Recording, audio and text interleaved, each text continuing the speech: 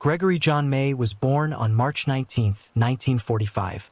At age 55, he was living in Bellevue, Iowa, where he was an antiques dealer with a sharp eye for Civil War memorabilia and a skilled tattoo artist who had spent over 20 years working in Lake Geneva, Wisconsin. Greg had a quiet charm and a deep knowledge of history. He stood out even in small towns, but in January 2001, after only a few months in Bellevue, Greg vanished without a trace. He had recently opened his home to his longtime friend, Douglas DeBruin, a heavily tattooed ex-convict known as Moose, and DeBruin's girlfriend, Julie Miller. The three shared a rental house, worked at a nearby tattoo parlor in Illinois, and were frequently seen around local bars and diners. But by mid-January, Greg's regular calls to his children stopped, something he had never done before. His son Don, living in California, grew increasingly worried. When weeks went by with no word, Don and his sister Shannon traveled to Iowa to file a missing persons report. But by then, it was already too late. When investigators arrived at Greg's house, they found it cleaned out. His furniture, his treasured Civil War antiques, and nearly all of his personal belongings were gone. Neighbors told police they had seen DeBruin loading a yellow Ryder truck with Greg's possessions. He told the landlord that he and Greg were breaking their lease and leaving town, but that was a lie. The first real break came when Greg's Civil War collectibles began appearing at auctions in Illinois. Some were even donated to museums in Missouri, accompanied by letters falsely signed in Greg's name. Investigators traced the seller to a woman named Mary Clark. But when they called the number, it was Julie Miller who answered, pretending to be her mother. By March 1, 2001, the Iowa Division of Criminal Investigation had taken over the case. That same month, Greg's red Chevrolet Blazer was found abandoned in Aurora, Illinois. More of his stolen items were recovered from an auction house in Rock Island. And Greg's former girlfriend, Jan Boomin, came forward with a chilling memory. She had visited Greg's home on January 11th, expecting to meet him. No one answered the door, but through the window, she saw the lower half of Greg's body sitting motionless in a chair, and Julie Miller inside wiping something off the floor. In April 2001, police tracked DeBruin and Miller to Flagstaff, Arizona. They were arrested while still in possession of Greg's antiques. In the truck, investigators found a way station ticket placing them near Kearney, Missouri, just days after Greg disappeared. That's when the case took an even darker turn. Back in August 2001, the owner of Kearney Truck Plaza had discovered a 5-gallon bucket beneath a trailer. Inside was hardened concrete with a blue reflector protruding from the top. When it was opened, investigators found a human head encased in the cement. A knit cap had been placed over the face before the cement was poured, obliterating any visible features. The skull remained unidentified for nearly 4 years. In 2005, forensic sculptor Frank Bender created a bust based on the skull. It was posted on the Doe Network, where a volunteer recognized the likeness from an old photo of Gregory May. The identification was later confirmed through dental records. Greg's severed head had been sitting in that bucket of concrete all along. By that time, Julie Miller had already been convicted of transporting stolen goods across state lines. She initially denied knowing anything about Greg's murder, but in exchange for immunity from homicide charges, she agreed to testify against DeBruin. In court, Miller gave horrifying testimony. She claimed DeBruin strangled Greg in the kitchen on January 11, 2001. Afterward, they moved his body to the basement. There, in an effort to conceal what had happened, the body was dismembered using a knife and an electric chainsaw. Miller said she helped wrap the remains in plastic. The limbs and torso were discarded along Highway 52 and into the Mississippi River. DeBruin tried to shift blame, claiming Miller had killed Greg and that his own memory of dismembering the body was gray. However, the jury didn't buy it, and in April 2005, Douglas DeBruin was convicted of first-degree murder and first-degree theft. He was sentenced to life in prison without the possibility of parole and remains incarcerated at the Iowa State Penitentiary in Fort Madison. Julie Miller later pleaded guilty to perjury and served time at a federal prison in Waseca, Minnesota. She was released in 2011, reportedly changed her name to Julie Anderson, and is believed to be living in Webster, Wisconsin. For Greg's family, the legal outcomes offered little comfort. His children were horrified, not only by the brutality of his murder, but by the realization that Iowa law didn't fully address what had been done to their father's body. To this day, only Greg's head has been recovered. The rest of his remains were never found. The man who once spent his days honoring the past, collecting and preserving the stories of Civil War soldiers, became the victim of a crime so gruesome, even time couldn't completely bury it. Holly Maria Jones was born on September 14, 1992 in Toronto, Ontario to Maria Jones and George Stonehouse. She was the youngest of 4 children with older siblings, Shauna, Natasha, and James. Holly was a bright, imaginative, and compassionate child who dreamed of becoming a famous singer. She was known for her loving nature, big smile, and ability to make others feel special. At 10 years old, she was a student at St. Louis G. Catholic Elementary School in Toronto's Junction Triangle neighborhood. She thrived academically, ran cross-country, played basketball, and volunteered as a lunchroom helper for younger students. On the evening of May 12, 2003, left her home on Sterling Road around 6 p.m. to walk a younger neighborhood friend home, a path she took often and one of her family had deemed safe. She was last seen returning home alone just a few blocks away after making sure her friend got inside safely. A neighbor remembered Holly waving and cheerfully saying, "Bye, see you tomorrow," as she continued along the route back to her house. By 8:30 p.m., darkness had set in and Holly still hadn't returned. Her mother, Maria, initially believed Holly had stayed longer at her friend's house. But when she called and was told Holly had left hours earlier, dread set in. Family and neighbors immediately began searching the neighborhood. Police were contacted and a massive citywide search was launched. An Amber Alert was issued that night, one of the first used in Ontario since the system had recently been adopted. The following morning, May 13th, a man walking his dog along the shoreline of Ward's Island in the Toronto Islands discovered a black duffel bag floating in the water. Inside was the torso of a young girl wrapped in plastic. A second duffel bag was found nearby. Police quickly secured the scene and began forensic testing. It was soon confirmed that the remains belonged to Holly Jones. Her death and the horrifying way in which she was disposed of devastated not only her family in France, but also the entire city of Toronto. Investigators believed early on that the person responsible was local. They canvassed the neighborhood and requested voluntary DNA samples from hundreds of men living nearby. Among those approached was 35-year-old Michael Breer, a software developer who lived alone in an apartment on Gray Street, just blocks from Holly's home. Breer declined to give a DNA sample, which raised immediate red flags.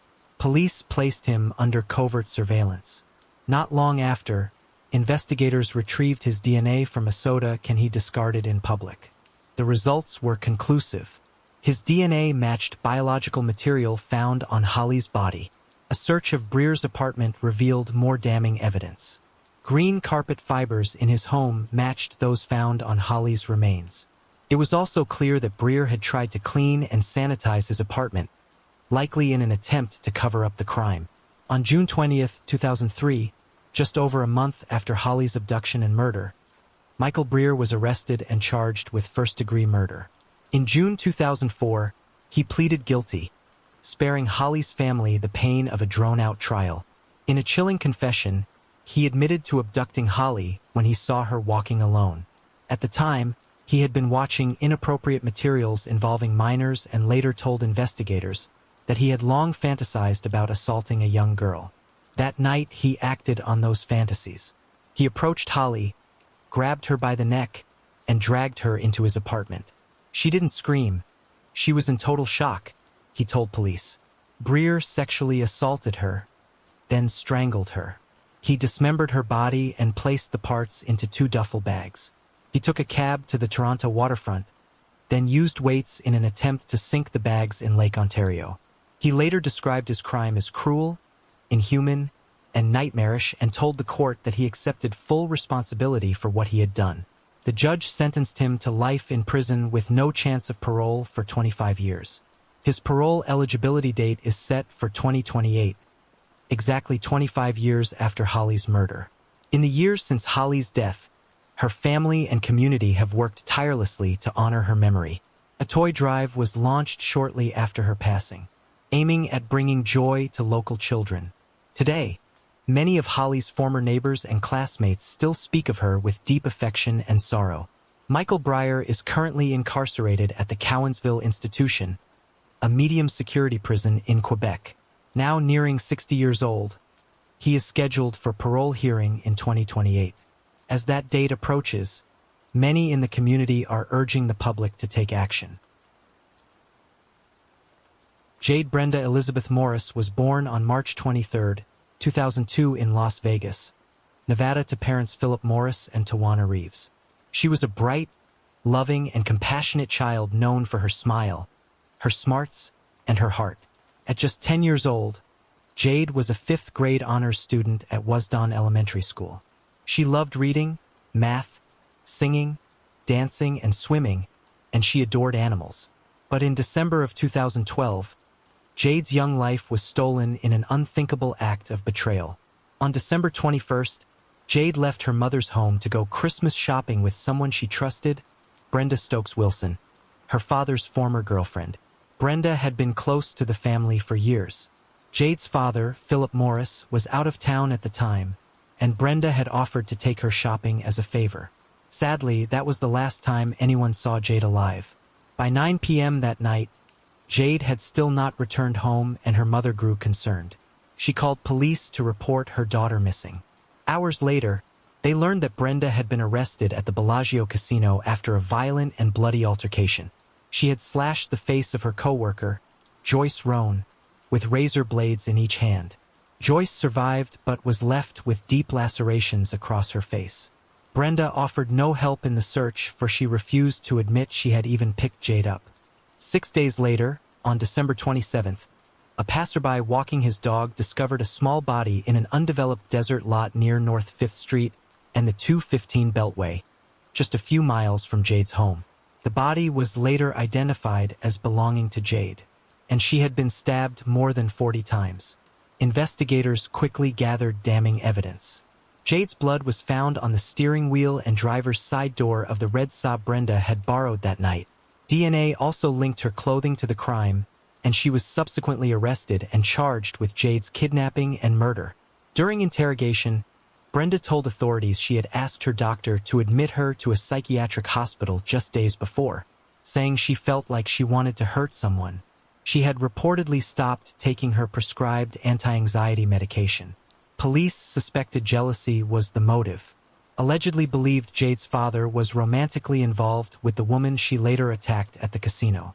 In 2013, Brenda Stokes Wilson was convicted of the brutal murder of Jade Morris and the violent attack on Joyce Rohn. She was sentenced to life in prison without the possibility of parole. Jade's death devastated her family and shook the Las Vegas community. Jade Morris was just 10 years old when she was murdered and is deeply missed by all who knew her.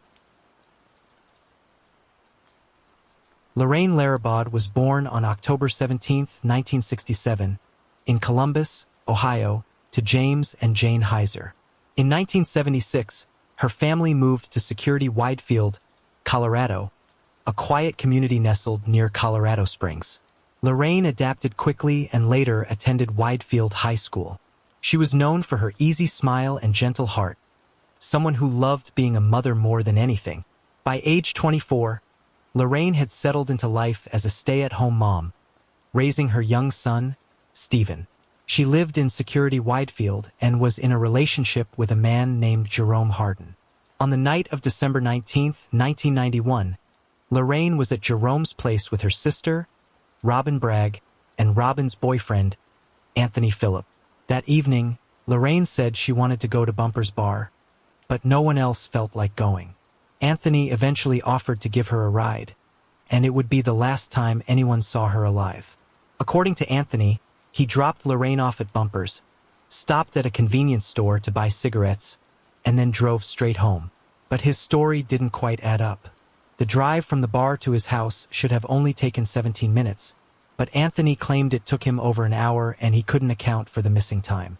When Lorraine didn't return home, her family grew worried. A search was launched, but with El Paso County spanning over 2,100 square miles, there was little to go on. Days turned into weeks. Then on January 20th, over a month later, a woman jogging through Sand Creek with her dog stumbled across a horrifying sight. Her dog darted off the trail, leading her to a human body lodged between two massive chunks of construction concrete dumped in a ravine. The remains, which were partially clothed, were identified as Lorraine. About 10 yards from her body, investigators found a single cigarette butt. 300 yards farther up the creek bed, they discovered her pants, underwear, and shoes scattered in the dirt. The autopsy was heartbreaking. Lorraine had died from a ruptured spleen and liver, severe blunt force trauma to the head, and other injuries consistent with a violent fall. At first, there were few leads. Both her boyfriend, Jerome, and Anthony provided DNA samples. But suspicion soon zeroed in on Anthony, the last person to see her alive, and the man whose timeline didn't make sense. Eventually, Anthony cracked. He confessed to what really happened. He said that on the way to the bar, he and Lorraine pulled off near Sand Creek. According to him, Lorraine began coming on to him and started undressing. He claimed he didn't want anything to do with her, so he pushed her out of the car. When she hit him, he hit her back, and she stumbled backward, falling down the ravine and hitting the concrete below. Instead of calling for help, Anthony tossed her clothes down after her and drove away. Despite the brutality and the lies, Anthony Phillip was sentenced to just 6 years in prison and only served 3. Perhaps most chilling of all was how Anthony behaved after Lorraine's death. He acted like a grieving friend, hugging her mother, shielding her from the trauma of TV news footage showing her daughter's body being carried from the creek bed. He even handed out missing persons flyers with the family on Christmas, all while knowing exactly what had happened. As of today, Lorraine's loved ones still carry the pain of losing her and of knowing the man responsible walked free after just a few short years. Yarmila Falater was born on February 5, 1955 in Cook County, Illinois. By 1997, the 41-year-old mother was living in Phoenix, Arizona with her husband Scott Falater and their 2 children. To neighbors and friends, the Falaters appeared to be the perfect Mormon family. Scott was a devoted father, a respected electrical engineer at Motorola, and a man of faith who taught religious education classes at his church. But in the early hours of January 16, 1997, that picture-perfect image shattered. According to Scott, he and Yarmila were awakened around 3 a.m. by the sound of footsteps crunching on gravel outside their bedroom window. He got up to check, walked around the house, and saw nothing unusual. He said he returned to bed but didn't sleep well that night.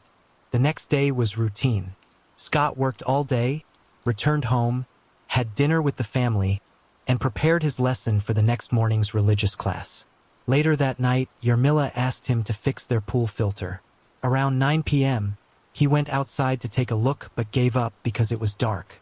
When he came back inside, Yarmila had fallen asleep on the couch. He kissed her goodnight and went to bed, planning to deal with the pool in the morning. "I was really exhausted and crashed in bed," he later told police.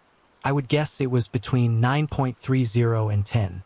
The next thing he claimed to remember was standing at the top of the stairs in his pajamas, staring down the barrel of a police officer's gun. A neighbor had been jolted awake by horrifying screams coming from the Falater home. They called 911 and looked out their window, just in time to witness something that would haunt them forever. They watched as Scott dragged his wife's bloody body across the yard and pushed her into the family's pool. When police arrived, they found Yarmila floating face down in the water. She had been stabbed 44 times. Most of the wounds were defensive, but several were fatal. In the garage, inside Scott's Volvo, investigators found a hunting knife and his bloody clothes, neatly packed away inside a plastic food container. According to prosecutors, Scott not only killed his wife, but had showered, changed, cleaned up the crime scene, and tried to hide the evidence. Even more chilling, the neighbor testified that during the attack, Scott paused and looked toward the fence when a noise startled him. That simple reaction suggested something damning. He was fully aware of his surroundings. Still, Scott claimed he had no memory of the crime and insisted he must have been sleepwalking. He admitted to killing Yarmila, stabbing her, drowning her, and hiding the evidence, but maintained it was all done in an unconscious state. The public was stunned. The case made national headlines, and Scott became known as the sleepwalking killer. At his 1999 trial, Maricopa County prosecutors pursued the death penalty. The defense argued that Scott suffered from parasomnia, a rare sleep disorder that can cause complex behaviors like driving or even violence while unconscious. But the jury wasn't convinced. The level of intent, the gloves, the concealment, the cleanup, it didn't look like a sleepwalking episode. It looked like a calculated murder. In 2000, Scott Violator was convicted of first-degree murder. Although the jury could have sentenced him to death, emotional pleas from his children and others led the judge to impose life in prison without the possibility of parole. Today, Scott remains behind bars in Arizona. He says he practices meditation, maintains a healthy sleep routine, and has received letters from others who suffer from sleep disorders. He continues to insist that what happened to Yarmila was the result of something he couldn't control. But for many, including those who loved Yarmila, that explanation feels hollow. There was only one report ever that even hinted at sleepwalking. A time when Yarmila told a friend she once woke up to Scott rummaging through clothing. That's it. Everything else tells a different story. Scott didn't just stab his wife. He selected a hunting knife, not a kitchen one you'd likely grab in a panic state. He bandaged a finger, cleaned himself up, dressed in fresh clothes, placed the knife and his bloodied clothes inside a plastic container, likely to avoid getting caught. Then he drowned her just to be sure. Some cite other cases where sleepwalking was successfully used as a defense. To this day, many believe Scott Falter's actions were deliberate, not unconscious. And for Yarmila's family, the truth is far less mysterious and far more terrifying. What do y'all think? Was Yarmila's murder premeditated? Or was Scott simply sleepwalking? Brooke Carol Wilberger was born on February 20th, 1985 in Fresno, California. She was the fifth of 6 children in a loving, close-knit Mormon family that eventually put down roots near Eugene, Oregon. Brooke stood out in just about every way. She was bright, athletic, and had a kind, easygoing nature. She had a soft spot for animals, shined in 4-H, and threw herself into sports, basketball, soccer, and track. If it involved teamwork or determination, was all in. By 16, she had started dating a childhood friend named Justin Blake. Their bond ran deep, the kind where everyone assumed they'd end up together. Even after high school, they stuck it out long distance, and Brooke later followed Justin to Brigham Young University in Utah. She had a clear vision for her future, majoring in speech pathology and hoping to help others through communication. Everything in her life felt like it was heading somewhere good. In May 2004, after finishing her freshman year at BYU, came back home to Oregon for the summer. Her older sister Stephanie managed the Oak Park Apartments in Corvallis, just a few blocks from Oregon State University, and got Brooke a part-time job helping with maintenance and office tasks around the complex.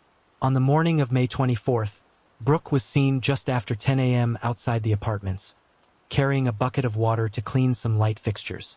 It was routine stuff. She was planning to meet Stephanie for lunch that day, but she never showed up. When Stephanie stepped outside to check, she saw the bucket still sitting near a post, Brooke's flip-flops broken and tossed aside on the pavement. It was obvious something wasn't right. It looked like there had been a struggle. At 3:07 p.m., Stephanie's husband called 911 to report Brooke missing. Her purse, keys, wallet, phone, everything was still inside the apartment. A neighbor reported hearing a woman scream around 10:30 a.m., but no one saw what happened. Brooke had vanished in broad daylight.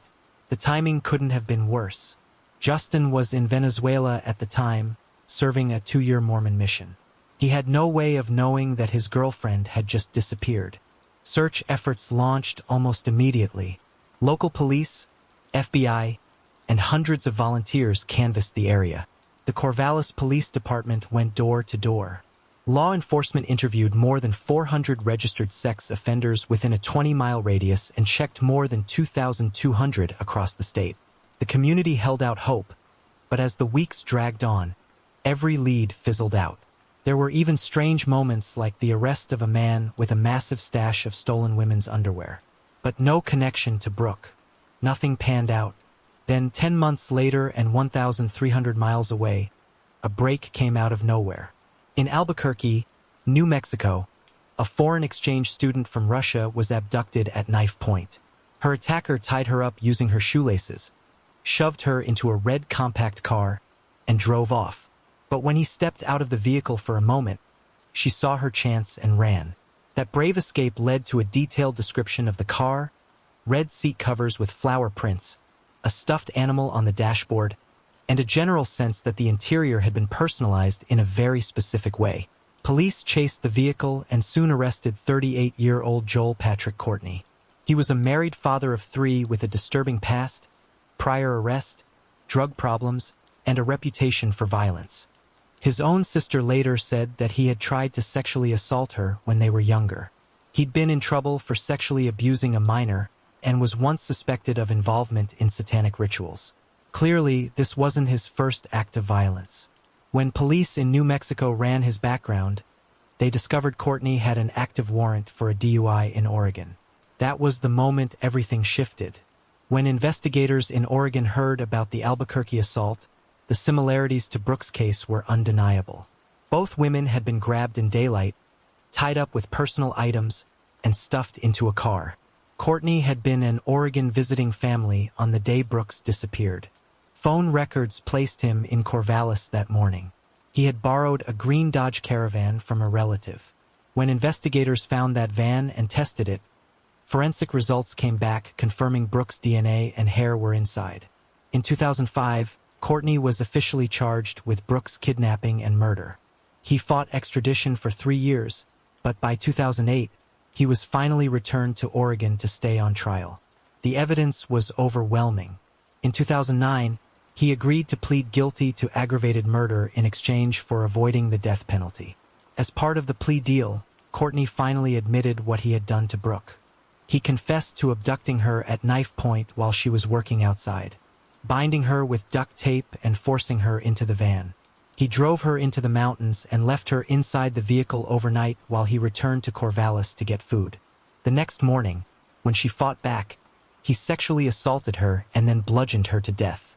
Courtney led authorities to a remote, overgrown logging road in the Oregon Coast Range between Blodgett and Wren. There, they found Brooks' remains. She was identified through dental records and by a small silver watch her mother had given her the Christmas before, still on her wrist. Investigators would later uncover that Courtney had tried to abduct at least 2 other women from the Oregon State University campus the same day he took Brooke.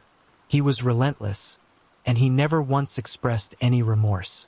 As part of the agreement with prosecutors, Oregon dropped the additional charges so the Wilberger family could recover Brooks' remains and give her a proper burial. Courtney was sentenced to life in prison without the possibility of parole. At his request, and with Oregon's consent, he was allowed to serve his sentence in New Mexico, where he remains behind bars. DeRosia and Pat Matthews was born on May 21, 1951 in Jackson, Mississippi to James and Pinky Foster. She studied music and psychology at Jackson State University and later worked in tutoring and recreation programs. By her late 20s, she had moved to Omaha, Nebraska, where she became a teacher's aide and a crossing guard at Clifton Hill School. She also gave music lessons and worked for a time at the Omaha Girls Club. Her son, 7-year-old Kamal Matthews, was a second grader at Clifton Hill. He loved riding his bike, flipping through comic books and delivering newspapers alongside his mom. They shared an Omaha World Herald paper route, just the 2 of them building a life together. Then came Tuesday morning, April 24, 1979, a day that started like any other in Omaha until everything changed. Pinky Foster hadn't heard from her daughter in over a day, and that wasn't like DeRosia at all. She was responsible, dependable, and fiercely devoted to Kamal. Pinky knew in her gut something was wrong. That morning, she gathered her niece Velma Strong, Velma's husband JC, and a family friend named Mrs. Martin. They drove to DeRosia's house on Benny Street in the Clifton Hills neighborhood. A neighbor handed them a spare key. What they found inside would haunt them forever. The house looked ransacked, drawers pulled out, paper scattered everywhere, the front window open, and the television still on, glowing in the background. Then they saw him. Kamal was lying in one of the bedrooms, still in his pajamas. A rope had been wrapped tightly around his neck. He'd been strangled. They ran from the house to call police. When officers arrived and searched the home, the horror deepened. In the basement, they found Doroja, partially clothed, lying on a waterbed. She had also been strangled and suffocated, and the coroner later confirmed she had been sexually assaulted. Mother and son brutally taken. The community was stunned. Just days earlier, Doroja had left her job at the school. Kamal never made it to class that Monday. He didn't run the evening paper route. It had always been the two of them. His father lived in California, and now they were gone. Detectives soon had a name, Lewis Walker. Doroja had met him years earlier at a community event, but the evidence at the time wasn't strong enough and no charges were filed.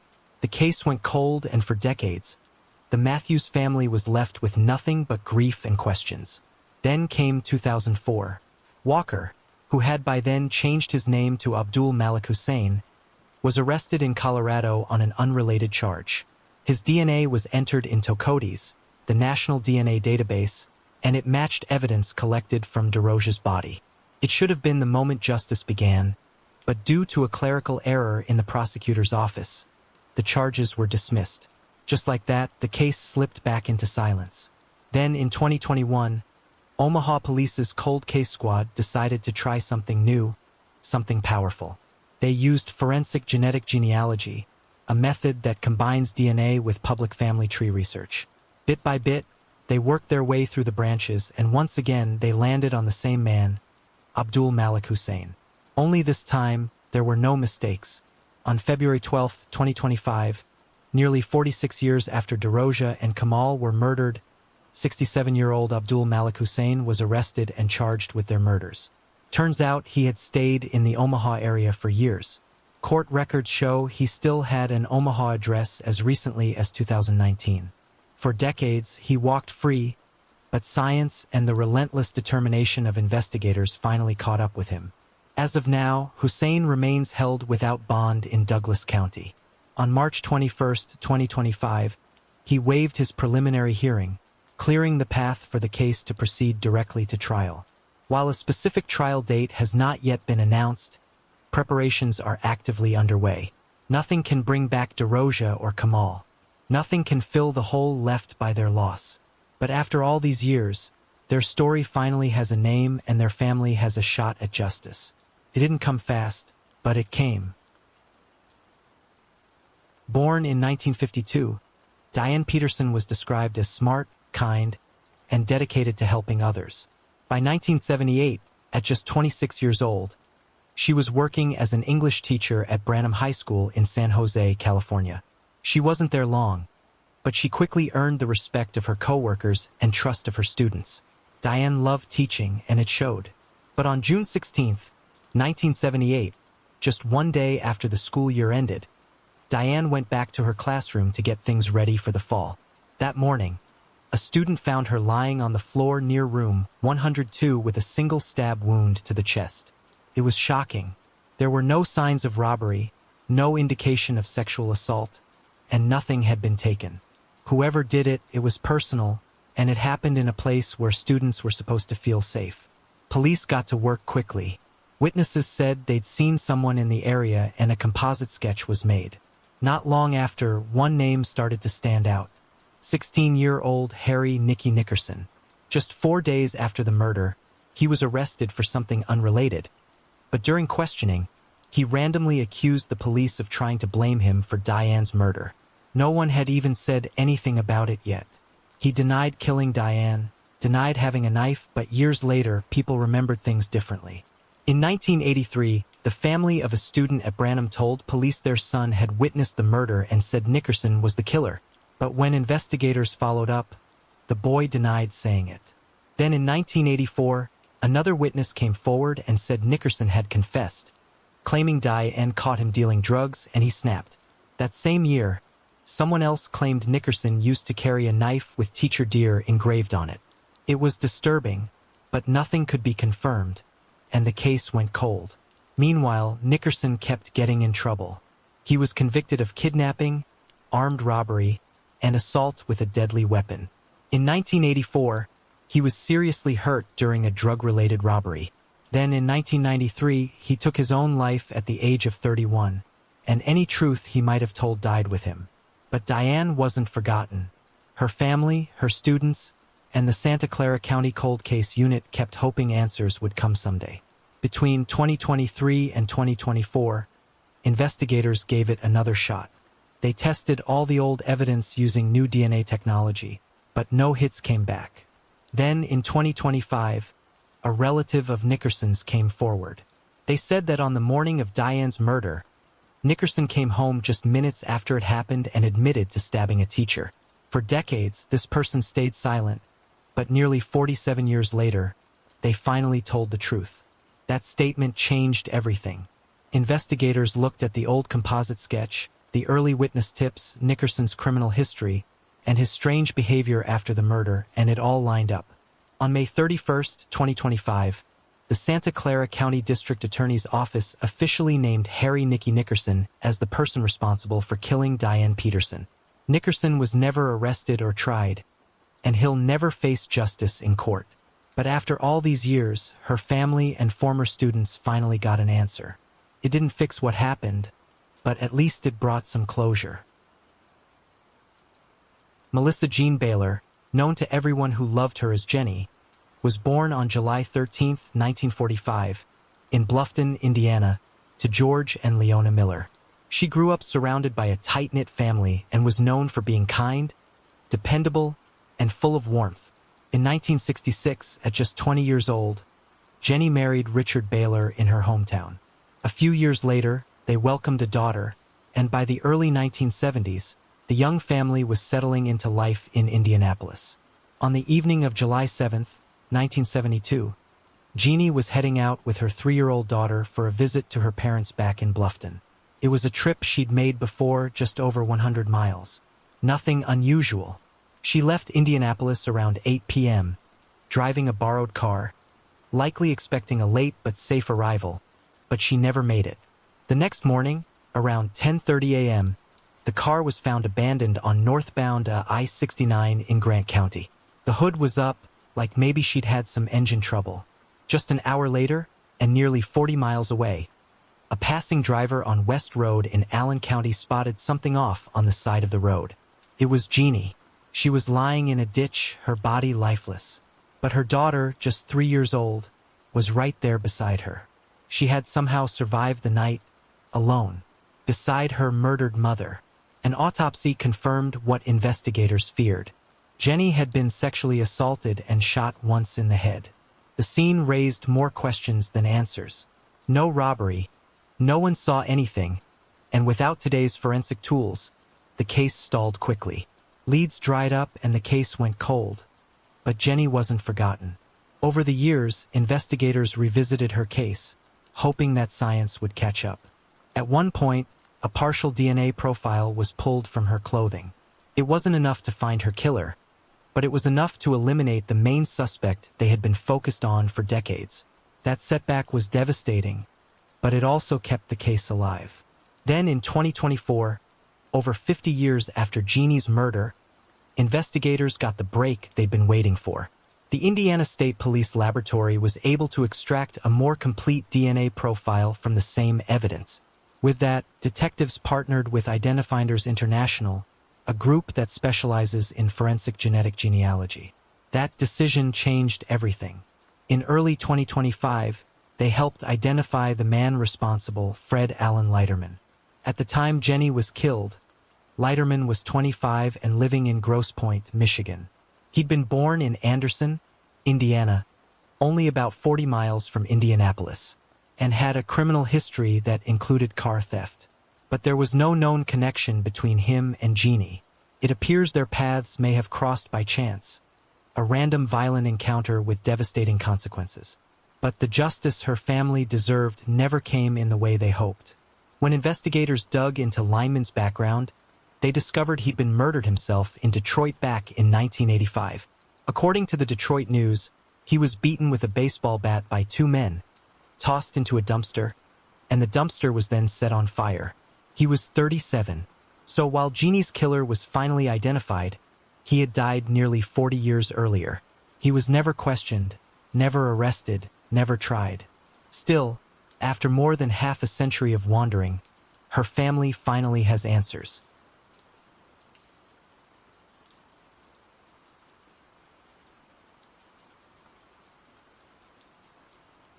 Sherry Ann Coleman was born on July 3, 1977 in Berwyn, Illinois to Donald Weiss and Angela DeChico. She served in the U.S. Air Force before becoming a full-time mom and wife. She married Christopher Coleman in 1997 in Chicago. At age 20, she was pregnant with their first son. Garrett was born in 1998. Gavin followed in 2000, and they eventually moved into a two-story house in Columbia, Illinois, not far from St. Louis. Sherry left the military to raise the boys and became deeply involved in church. She loved her kids, supported her husband, and by all accounts was a warm, patient, and deeply committed mom. Chris, meanwhile, had served in the Marine Corps. He was raised in a strict religious household. His parents, Ron and Connie Coleman, were prominent pastors in Monroe County. After leaving the military, Chris landed a high-paying job as Joyce Meyer's personal bodyguard. He was making good money, over 6 figures, and they had the kind of life people on the outside saw as picture perfect. But inside that house, it was a different story. In late 2008, Chris claimed he started getting threats, first through emails sent to Joyce Meyer Ministries, then through letters sent to their house. The messages were strange. Someone allegedly furious at Chris for working for Joyce Meyer, threatening to kill his family if he didn't quit. One said, "Your family is dead," and another, "I am always watching." It was enough to get the police involved. Detective Justin Barlow, who happened to live behind the Colemans, installed a surveillance camera aimed at their mailbox. But there was never any footage of someone delivering the threats.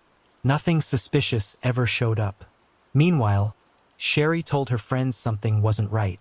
Chris had grown cold, distant. She believed he was cheating and she was scared. One of her friends later said Sherry told her, "If something happens to me, Chris did it." On the morning of May 5, 2009, Chris left for the gym around 5:43 a.m. He said he tried texting and calling Sherry from the gym but got no answer. Then he called Detective Barlow and asked him to check on her. Police showed up at the house around 6:56 a.m. They found a basement window open, and when they got inside, it was like something out of a horror movie. Red spray-painted messages were scrawled on the walls. "You have paid.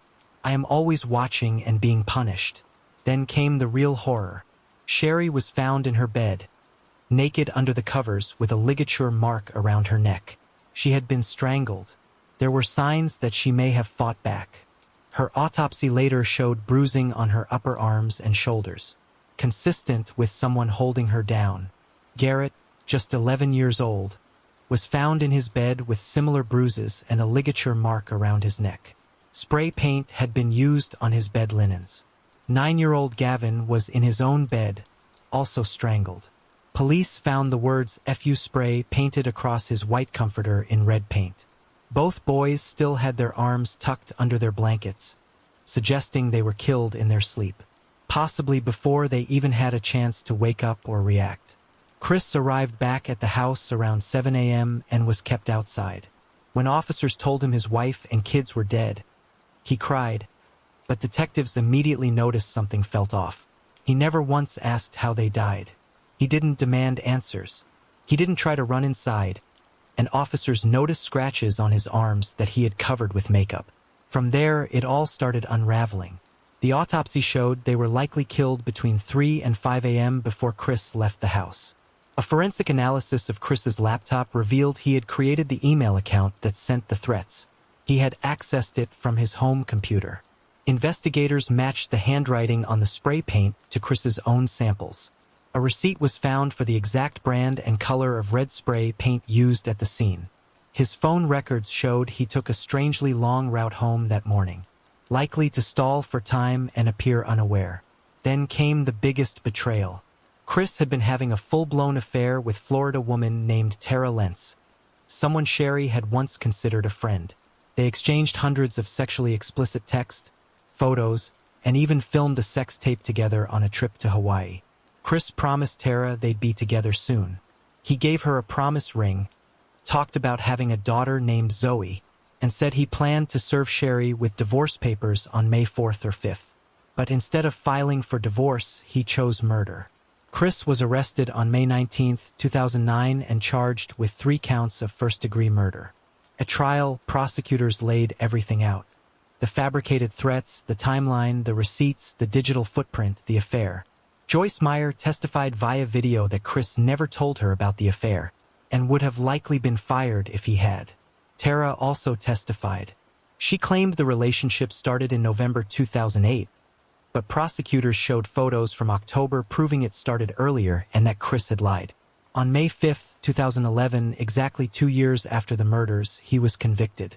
The jury was ready to hand him the death penalty, but Chris waived his right to have them decide and left it to the judge. Judge Milton Wharton sentenced him to life in prison without parole. After the conviction, Sherry's family filed a civil suit against Chris, his father Ron, and Joyce Meyer Ministries. They claimed Chris forged Sherry's signature to transfer the house into his name, removed personal items from the house after the murders, and tried to erase her presence from their home. They also pushed to make sure no one profited from the crime.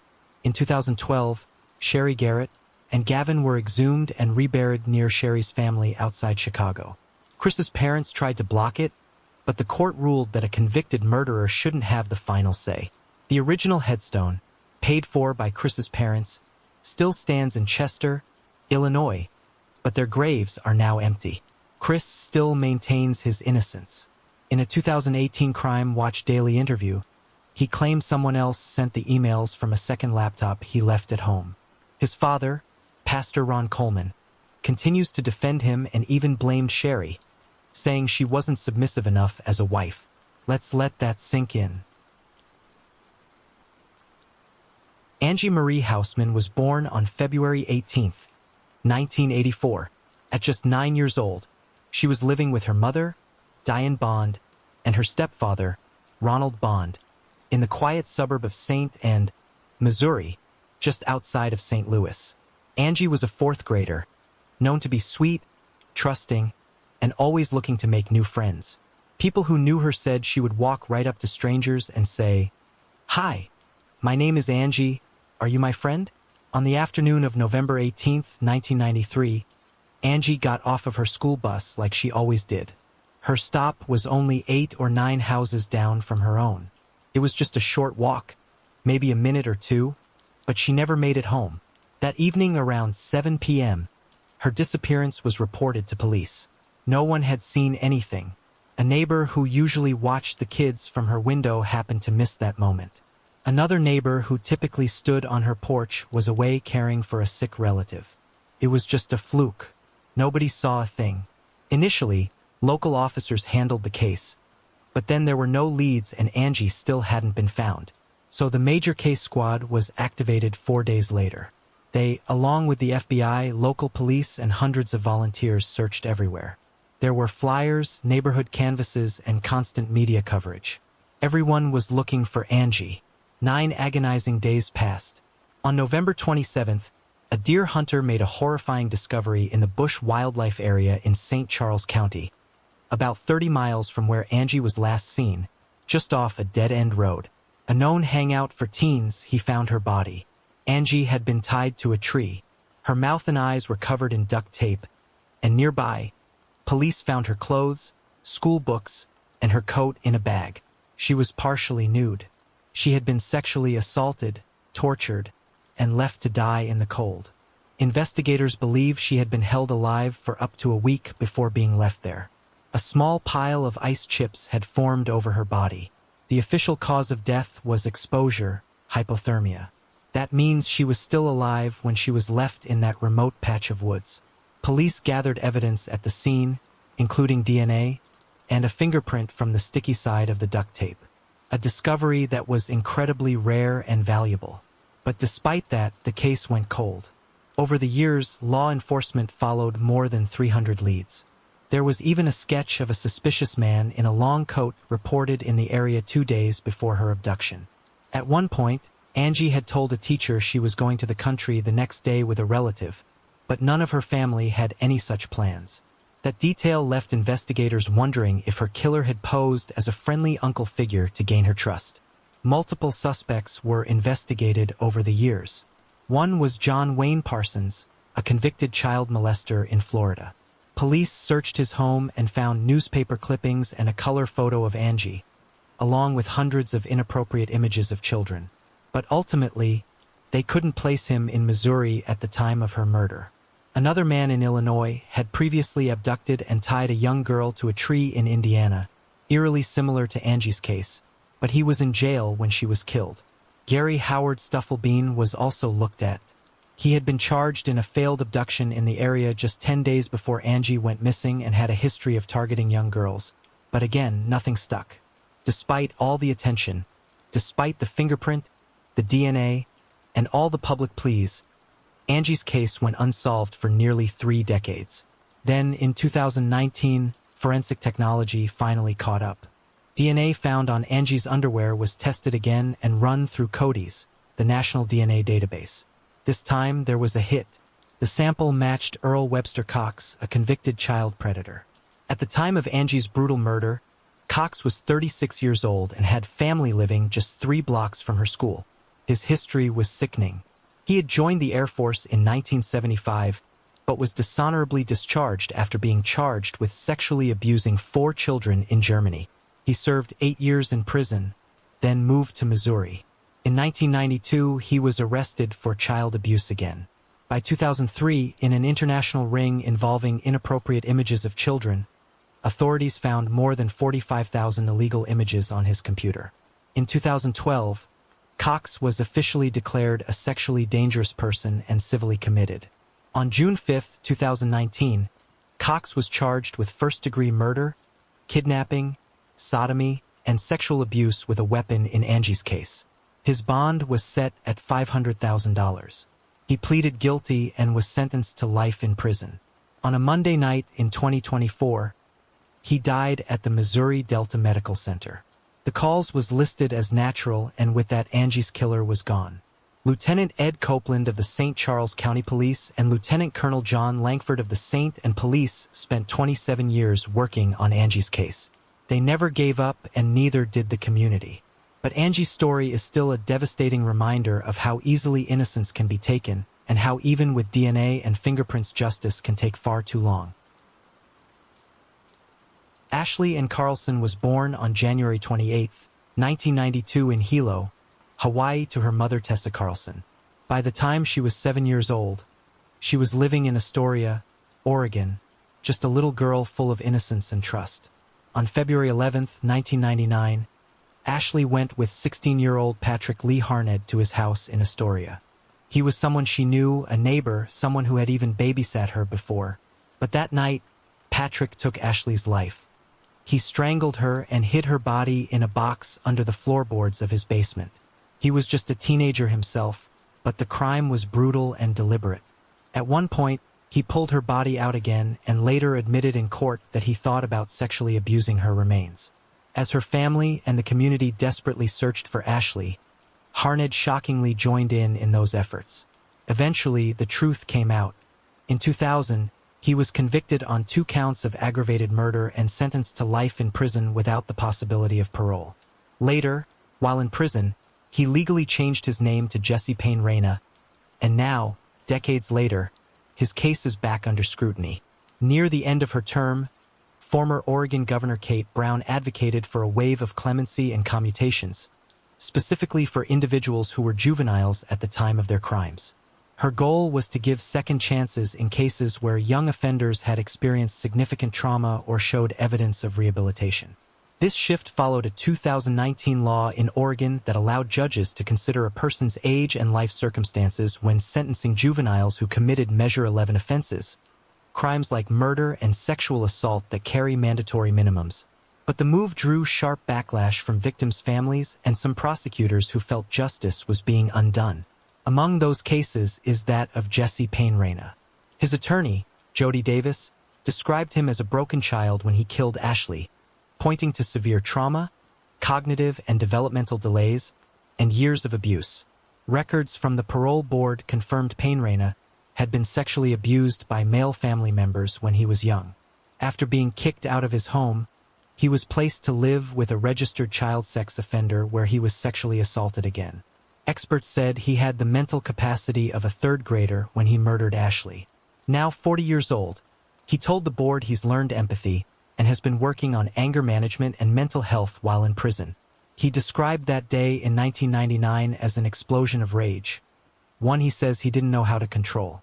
And while no one seems to deny that the system failed him as a child, including Child Protective Services, the question remains, does that failure excuse what he did to Ashley? Her mother sat through the unimaginable in court, hearing again and again how her daughter was choked with both his hands and a belt, hidden away like trash, and then later disturbed for unthinkable reasons.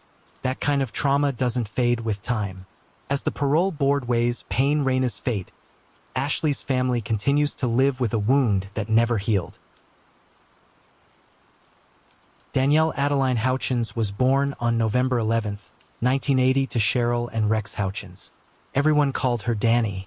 At 15, she was living in Belgrade, Montana, and she loved the outdoors, fishing, hiking, and dancing at street fairs. On the morning of September 21, 1996, after a minor argument at home, Danny asked her mom if she could take a breather at the Cameron Bridge fishing access. Her mom said yes, and Danny headed out in blue jeans, a gray sweatshirt, and a knee brace from a recent dance injury. That was the last time anyone saw her. When she didn't come home, her family raced out to find her. They found her truck parked, unlocked, keys and water bottle lying nearby. But Danny was gone. Search and rescue teams and volunteers combed the area until dark. 2 local brothers kept looking, and about 45 minutes later, one of them found her, face down in shallow water. The initial autopsy ruled it a drowning and marked the manner of death as undetermined. No charges, no suspects. But her sister Stephanie, just 12 at the time, knew something wasn't right. Danny had bruises, scratches, signs of a struggle, mud in her lungs and stomach. Her clothes were disheveled. Her gold watch was halfway up her arm. All signs pointed to foul play. Her family never stopped fighting. In 2019, Stephanie pushed to reopen the case.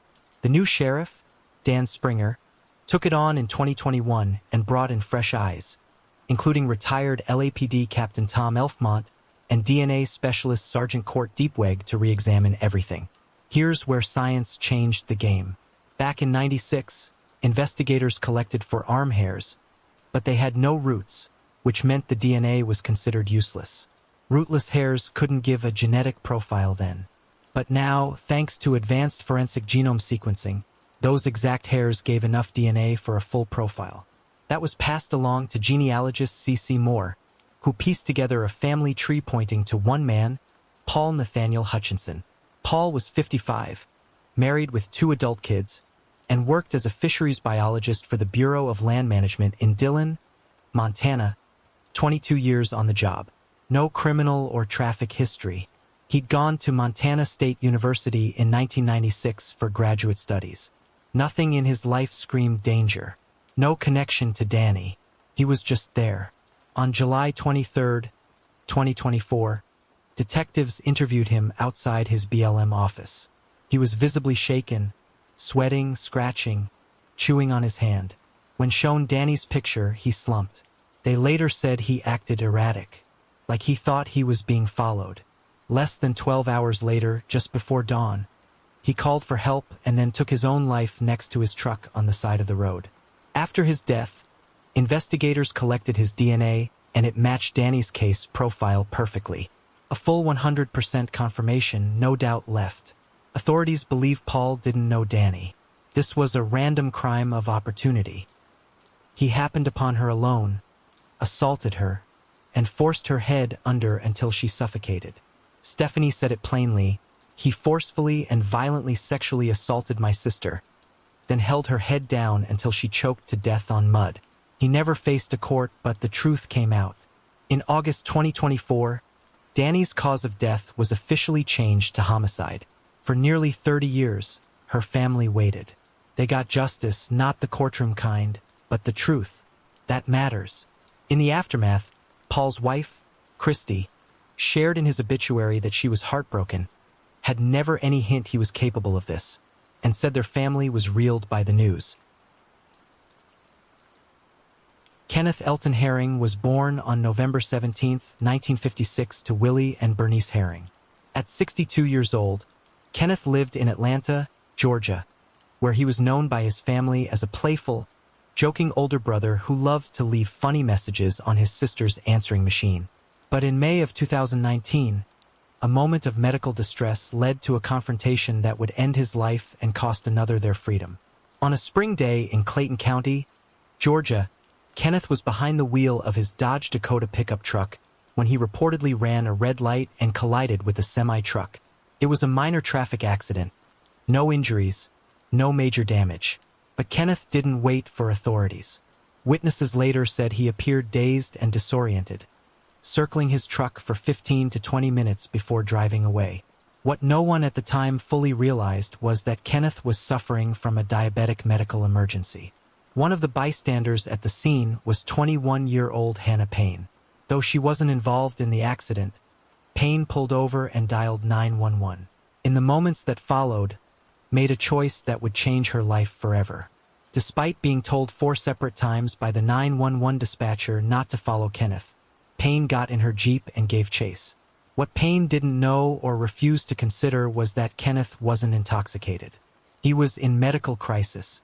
As she called up to him, she used her car to box his vehicle in at an intersection.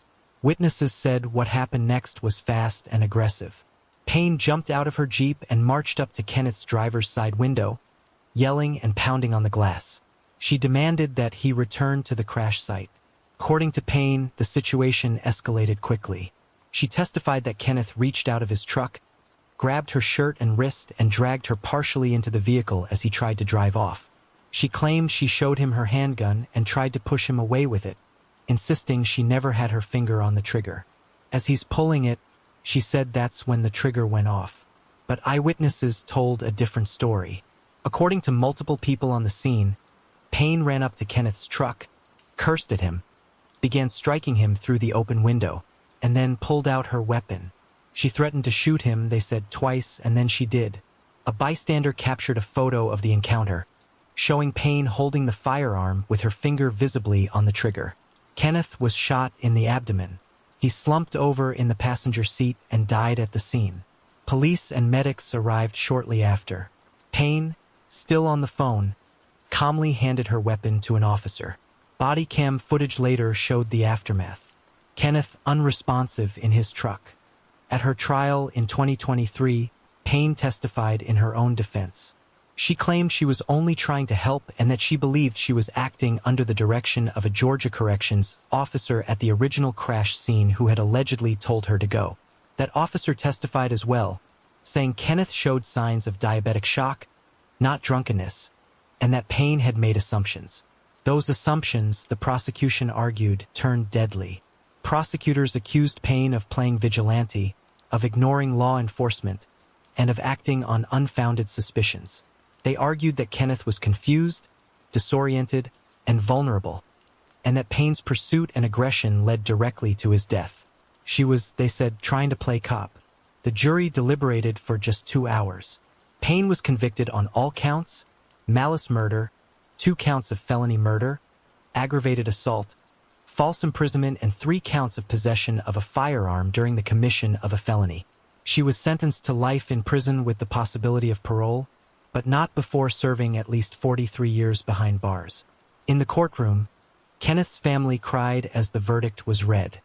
His sister Jacqueline said she felt a wave of relief, though she still wished Payne had received life without parole, just as her brother had received death without parole. In the aftermath of the trial, both families received disturbing death threats, prompting an investigation by the district attorney's office. In the end, Kenneth Elton Herring, a man simply trying to make it home while experiencing a diabetic episode, lost his life. Hannah Payne, a woman who refused to stand down, lost her future, and a community was left to mourn what might have been avoided if only someone had listened. Sadie Carlina Robinson was born on May 10, 2004 in Vicksburg, Mississippi to Carlos Robinson and Sheena Scarborough.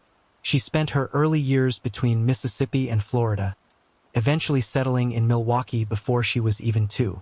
Her life was full of movement, but also full of promise. She was smart, kind, ambitious, and focused on creating a future for herself.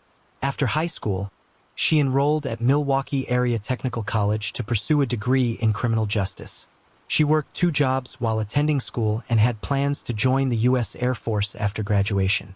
She was set to receive her associate degree on her birthday, May 10, 2024. She would have turned 20 that day.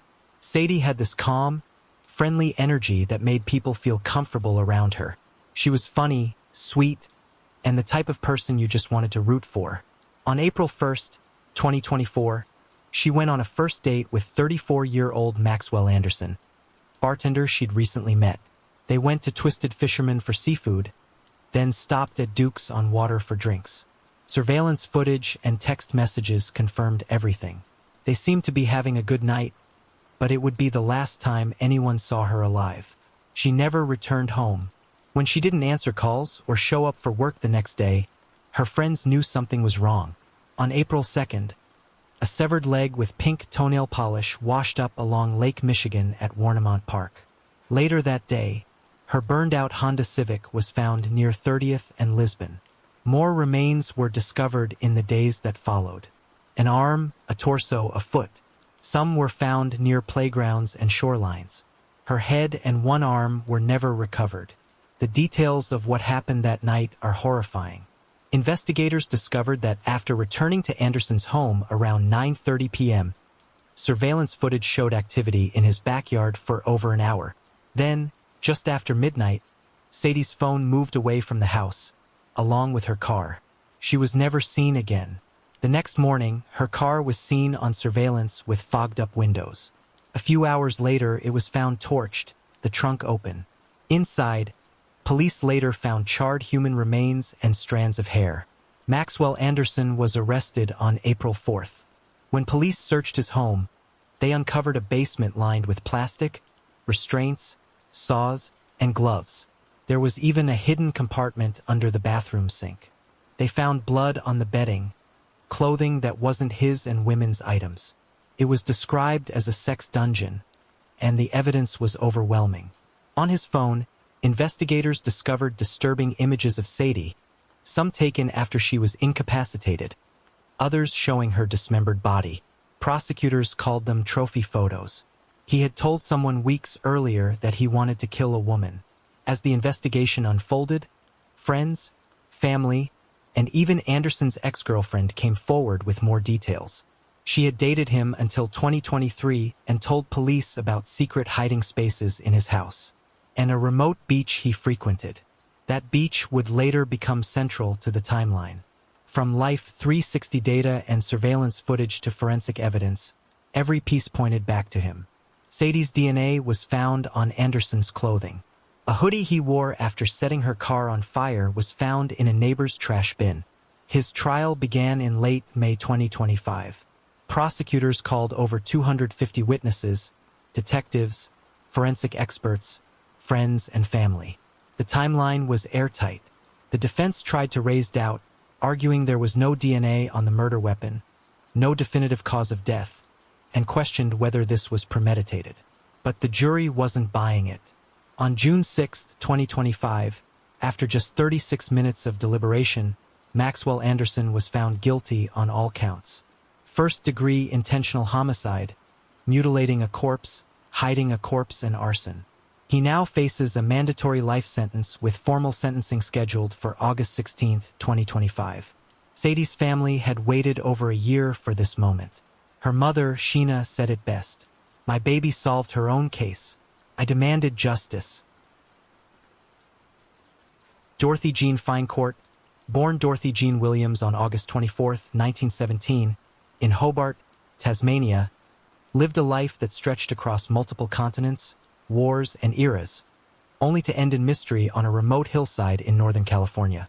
For nearly 60 years, she was known only as Marion County Jane Doe, buried in an unmarked grave, her identity lost to time. However, thanks to advancements in DNA technology, in the relentless hope of her daughter, Dorothy's story has finally resurfaced. During World War II, Dorothy served as a nurse in Sydney, Australia. It was there in 1943 that she met and married Francis Arthur Vaillancourt, a U.S. Marine on R&R after fighting in Guadalcanal. Smitten with him and his dress whites, Dorothy followed her heart and in 1944, boarded the SS Lurline to begin a new life in America. They briefly lived in Massachusetts before settling in San Francisco, where they raised their growing family. Dorothy gave birth to 7 children, including twins Penelope and Pamela, and the family eventually moved into a Victorian home at 712 Steiner Street, one of the famous painted ladies of Alamo Square. Dorothy worked as a nurse at St. Joseph's Hospital near Buena Vista Park, and her husband found work as a painter. Life in the Vaillancourt household was, for a time, filled with joy. As for Dorothy herself, she was highly intelligent, spoke fluent French, and was very knowledgeable about plants. But life took a dark turn. On December 18, 1959, a severely beaten and sexually assaulted young woman, Susan Corlew, escaped her attacker and pounded on the Vaillancourt's door. Dorothy brought her in, wrapped her in a blanket, and called the police, ultimately saving her life. The trauma of that night seemed to mark a turning point. In the years that followed, Dorothy's marriage to Francis dissolved. She fell into alcoholism and struggled with her mental health. With Dorothy being unable to care for her children and their father working full-time, they were placed in Catholic-run orphanages. Penelope described their time in the Albertinum Orphan Asylum in Ukiah as abusive and traumatic. Eventually, the children were labeled incorrigible and transferred to another orphanage in San Francisco. During this period, Dorothy met and married a German immigrant named Hermann Hesse in 1964. According to Penelope, Hesse was a deeply disturbing man with a violent temper. He allegedly showed the children a photo of himself in a Nazi uniform, and records indicate he was born in 1911 in Germany. The family moved to a home in Fairfax, Marin County, but happiness eluded them. When Penelope was around 14, a violent altercation between Hesse and the children erupted. Penelope said Hesse punched her in the face and later tried to strangle her. Her brother threatened him with a gun, and police arrested Hesse after witnessing the attack. The children returned to their father's care in San Francisco, and Dorothy remained with Hesse. By late 1965, their home in Fairfax was ordered to be sold to pay off debts. Soon after, Dorothy vanished without a trace. On December 18, 1966, 15-year-old Arthur Muniz was hunting near Paradise Drive in Tiburon when he discovered a decomposing body about 25 feet down an embankment. The woman was dressed in a red cotton shift dress, a tan trench coat with blue plaid lining, and white slip-on shoes. A scarf was found in her coat pocket, a cigarette pack nearby, and she wore a Westclox wristwatch. Though badly decomposed, she was described as 5 feet 2 inches, around 105 pounds, with reddish-brown hair and full upper dentures. A wire suture near her eye suggested prior facial surgery. The coroner estimated she had been dead for 2 to 3 months, likely since late September 1966. Despite fingerprinting and a statewide bulletin, no identification was made. Some suspected she had been a psychiatric patient. Others thought she might have stayed in a local motel. Fireman Thomas Murphy came forward to say that a woman matching the Jane Doe's description had visited the Trestle Glen fire station in late September, asking to stay the night. When denied, she asked to borrow a car. She was last seen walking toward Tiburon Boulevard. Her cause of death was inconclusive, no broken bones, no clear signs of trauma, but she had clearly died alone. Speculation ranged from hypothermia to she took her own life to foul play. However, without answers, she was buried as a Jane Doe at Mount Tamalpa Cemetery in San Rafael. In 2022, the Marin County Sheriff's Office reopened the cold case with help from the California DOJ and Othram Inc., a forensic genealogy lab in Texas. Using ultrasensitive DNA testing and crowdfunding via Project Justice, author and scientists developed a comprehensive DNA profile of the unidentified woman and began tracing relatives. On December 18, 2024, exactly 58 years after the body was found, Penelope received the call. The Jane Doe from Tiburon was her mother. The discovery brought long-awaited closure but little comfort. She visited the site where her mother was found, now a serene spot in Paradise Beach Park. However, this left her with many questions. Was her mother killed? Did someone hit her with a car? Did she slip and fall? With no broken bones, some theorized Dorothy may have succumbed to hypothermia while sleeping outdoors. The presence of a scarf, despite it being early fall, suggests she may have been preparing for the cold. Temperatures at night in Tiburon during September could drop into the low 50s, and the area is known for its coastal winds. Others, including family, have questioned whether Hermann Hesse played a role, though no evidence has confirmed this theory. Dorothy Valancourt was found dead on December 18, 1966, and as of April 2025, this case remains unsolved. Steve Bunch III was born in September 1968 to Alice Rawlinson Idlight and Earl Bunch Jr. Unfortunately, Earl Jr. was deployed to Thailand during the Vietnam War, leaving Alice alone in Sulphur, Louisiana with the baby. As time went on, her emotional distress worsened and she began writing disturbing letters to her husband overseas. These letters, which remained hidden for years until a custody dispute, revealed a harrowing account of a young mother struggling with motherhood, loneliness, and untreated mental illness.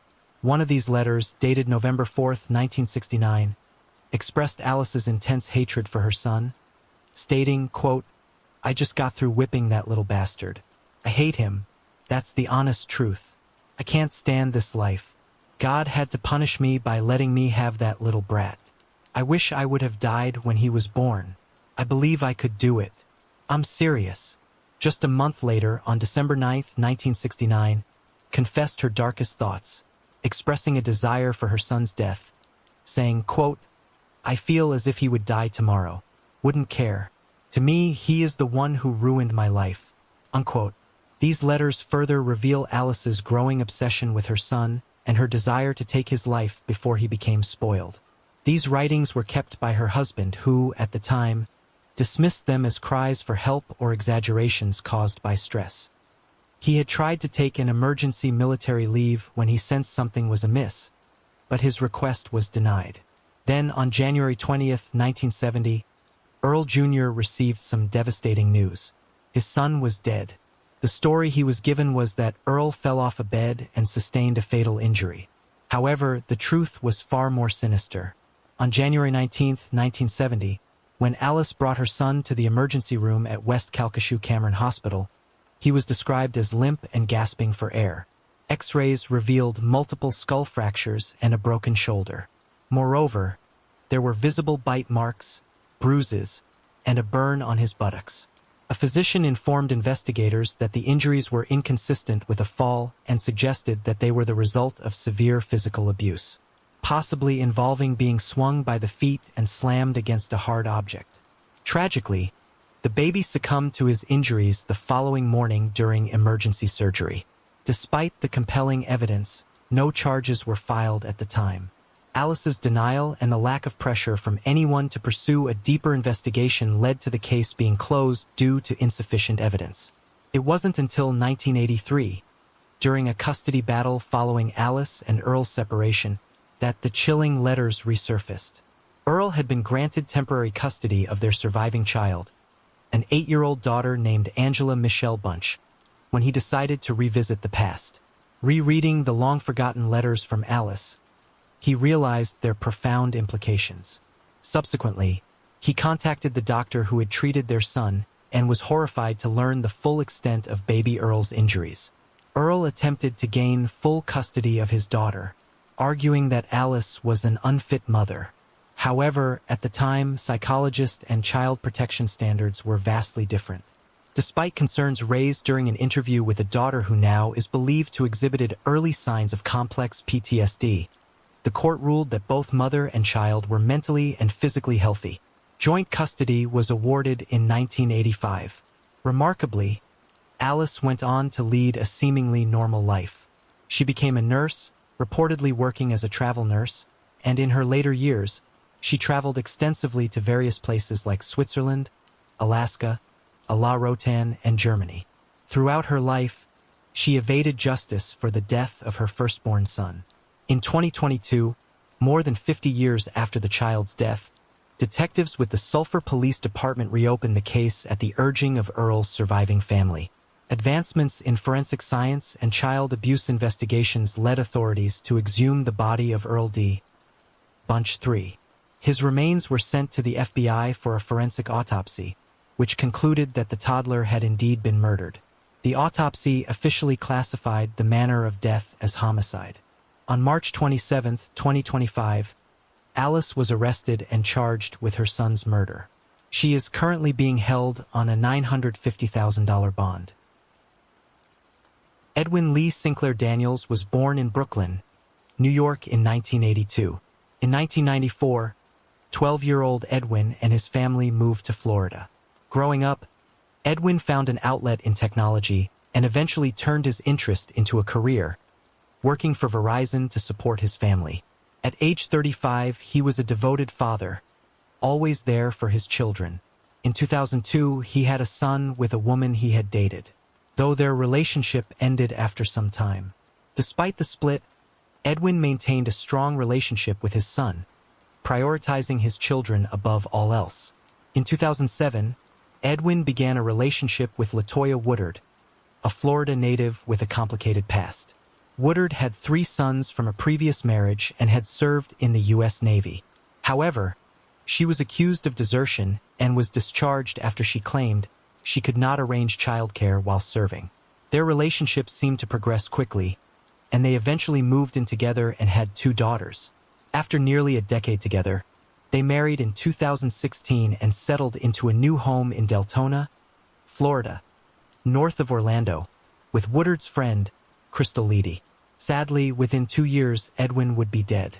On the night of April 13, 2018, Crystal called 911, reporting that Edwin had been stabbed. She said, "My roommate was stabbed. Think somebody might have broken in or something." Leedy said, clearly frantic, "He's not moving at all. I'm sorry, his wife's just flipping out right now." When officers arrived, they found that Edwin had been brutally stabbed multiple times and was pronounced dead at the scene. Woodard, in a state of distress, told detectives that she had been sleeping in the master bedroom when the attack occurred. She claimed that an intruder must have entered the home and killed Edwin. However, there were no signs of forced entry and the bed in the master bedroom appeared to be made, which did not support her story. Detectives also found no evidence of a robbery since nothing was missing from the house. As investigators began collecting evidence, they found several knives in the house, one of which was a cheese knife discovered in the kitchen sink. Woodard, still visibly upset, was taken to the hospital and later interviewed by detectives.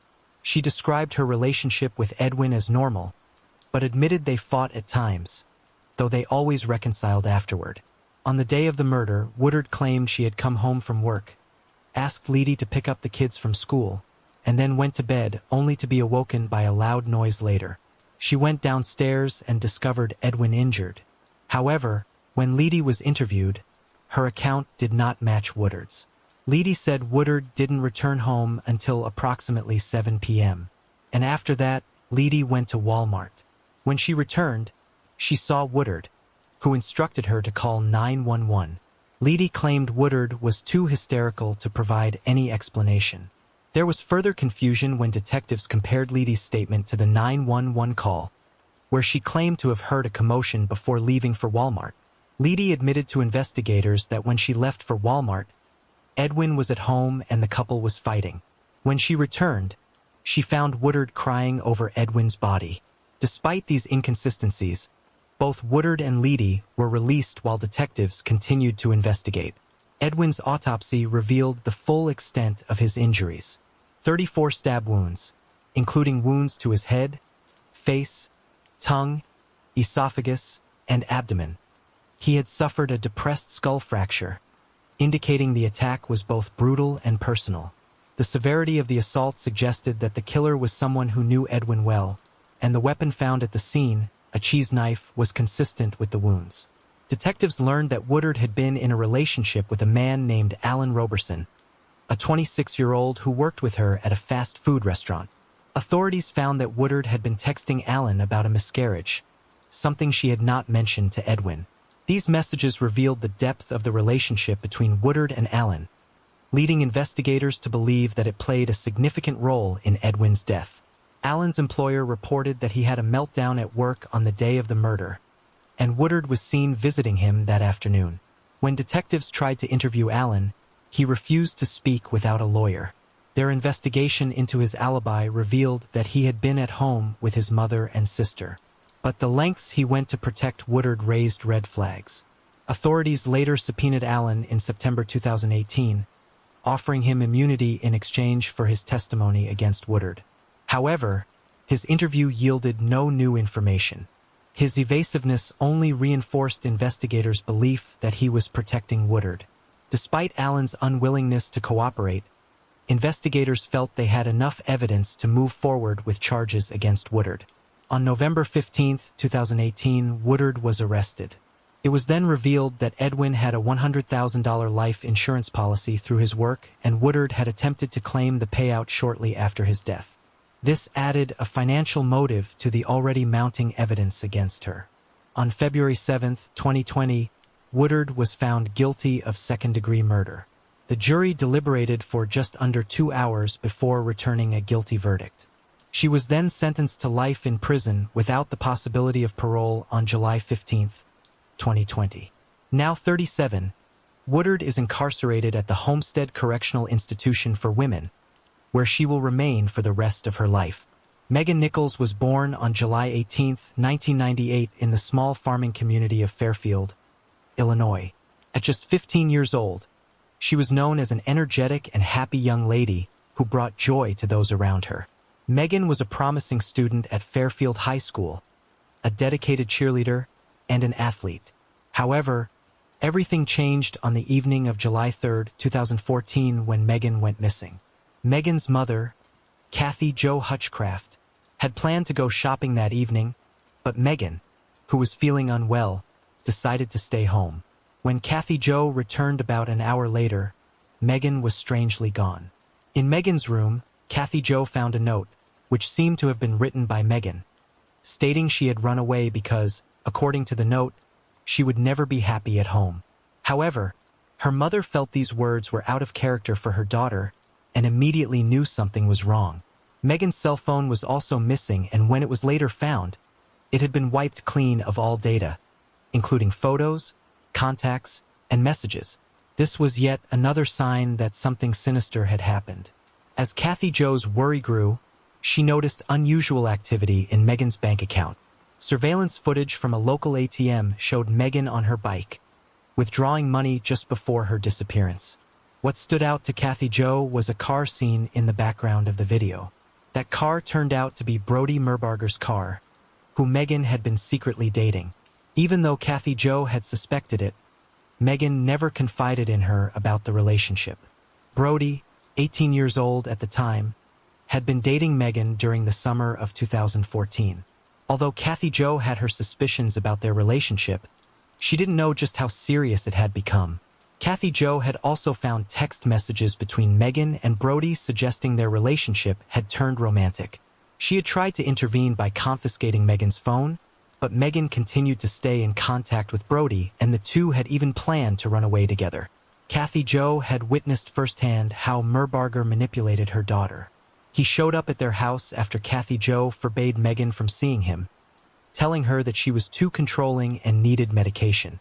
When Kathy Jo responded by asserting her authority as a mother, Merbarger texted her, threatening to involve Child Protective Services.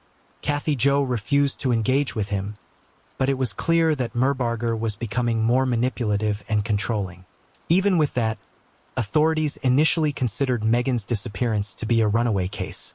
However, Kathy Jo and her family refused to believe this theory. Merbarger would become a prime suspect in 2016 when his car was involved in a crash. The FBI managed to track down the car, which had been sold to a salvage yard after the accident. Testing revealed a blood stain in the car's trunk that was confirmed to be Megan's blood, a discovery that left everyone, including Merbarger's best friend Kyle Ellis, who didn't believe Merbarger was involved in Megan's disappearance, shocked. In addition to the blood in his car, Merbarger also provided investigators with multiple inconsistent accounts of the night Megan disappeared. His story continued to shift with each new explanation raising more questions.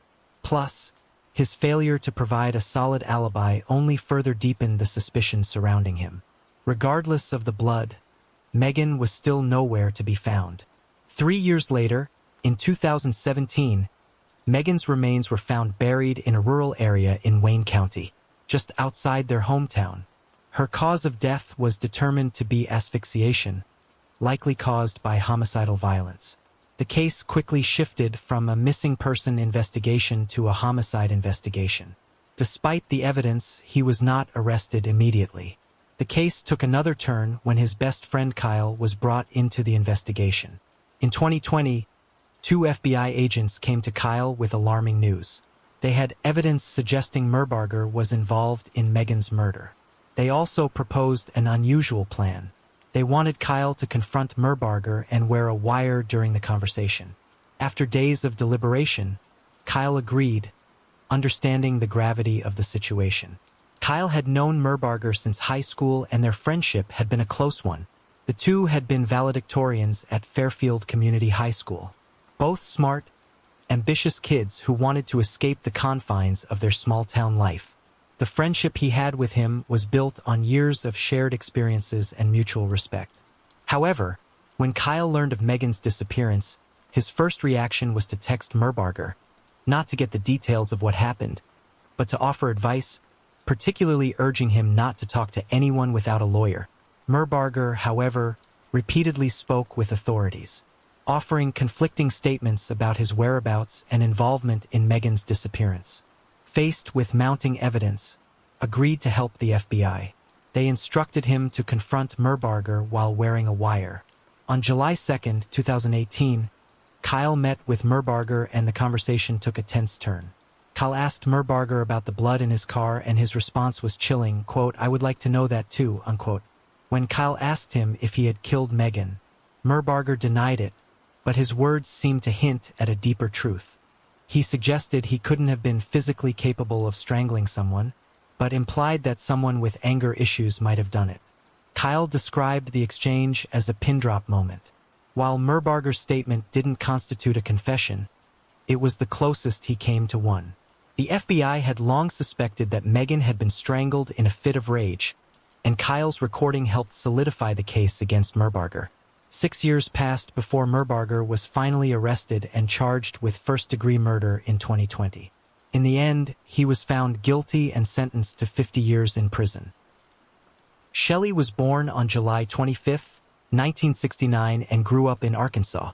She later moved to Cairo, Texas, where she lived with her boyfriend Ronnie Hendrick and their 2 children, 12-year-old Kayla and 9-year-old Dustin. At 32, Pam, tired of her troubled relationship with Hendrick, finally decided to leave with the children and return to Arkansas. Unfortunately, her plans were cut short by the one person she was trying to get away from. On January 6, 2001, at 5:15 p.m., about 20 minutes before she was set to leave, a call came in to 911 reporting that Pam had shot herself in the bathroom of the home she shared with Hendrick. When the police arrived at the house, Pam was already in an ambulance on her way to the hospital, and Hendrick was with her, making him unavailable for immediate questioning. At the scene, police observed blood on the bathroom floor and walls, and a pistol was found on the counter. While the gunshot wound appeared consistent with a self-inflicted injury, investigators were suspicious. When they were finally able to question Hendrick, he reiterated that Pam had shot herself. According to his statement, he had been outside when he heard the gunshot, rushed inside, and found her on the bathroom floor, bleeding from the head. He also claimed that he shielded Kayla and Dustin from seeing their mother's body. Hendrick suggested that Pam had been depressed about returning to Arkansas due to family issues, particularly her strained relationship with him and Kayla. However, Pam had been moments away from leaving Hendrick, and it didn't make sense that she went through the trouble of packing up all their belongings only to turn around and shoot herself. Sadly, Pam was declared brain dead at the hospital, and after being taken off life support, they ruled she took her own life. The medical examiner's report supported Hendrick's version, noting a contact wound with the gun positioned at the side of Pam's head. However, Sheriff Carl Bowen, who had been part of the original investigation, was unconvinced. Bowen, familiar with Hendrick's abusive tendencies, found it hard to believe that Pam, a woman who was on the verge of escaping an abusive relationship, would take her own life. In the years following Pam's death, the case went cold, but Bowen, now a more senior member of the Dewitt County Sheriff's Office, could not let the case go. In 2008, he pushed to reopen the investigation, believing there was more to the story, especially in light of Hendrick's history of domestic abuse. Hendrick had agreed to take a polygraph test during the original investigation, but had missed several appointments, and eventually he went missing, further complicating the case. The breakthrough came in 2012 when Hendrick was incarcerated on charges of domestic abuse. Bowen seized the opportunity to re-interview Hendrick, but his story continued to change. On the day of the murder, Hendrick claimed he was outside when the shooting occurred, but during his re-interview, he admitted that he had been inside the house when Pam was shot. These inconsistencies only raised more questions. Bowen also learned that Hendrick had a history of abusive behavior with other women, and a particularly troubling detail emerged. Just days before Pam's death, Hendrick had severely beaten her, leaving her with visible bruises that required emergency room treatment. Further forensic analysis of the gun used in the shooting provided more unsettling findings. No DNA was found on the weapon. This suggested that the gun had been wiped clean, indicating a deliberate attempt to conceal evidence.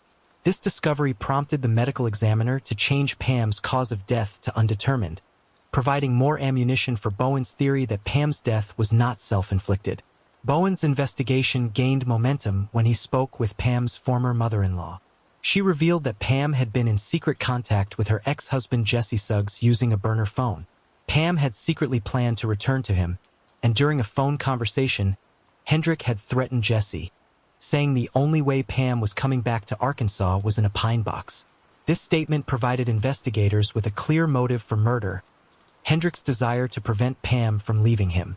With this new evidence, authorities took the case to a grand jury. In the fall of 2012, Hendrick was indicted for the murder of Pamela Shelley.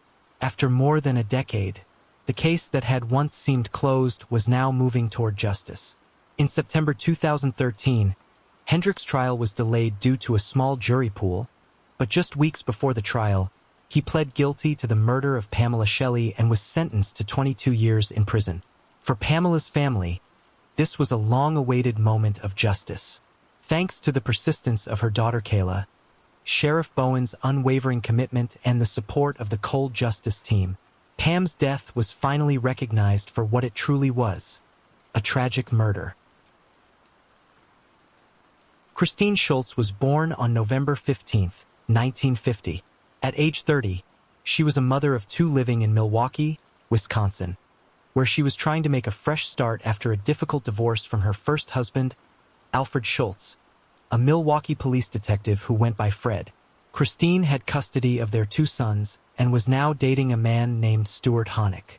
Unfortunately, she would never get to enjoy her new life, because in the spring of 1981, a horrible tragedy occurred.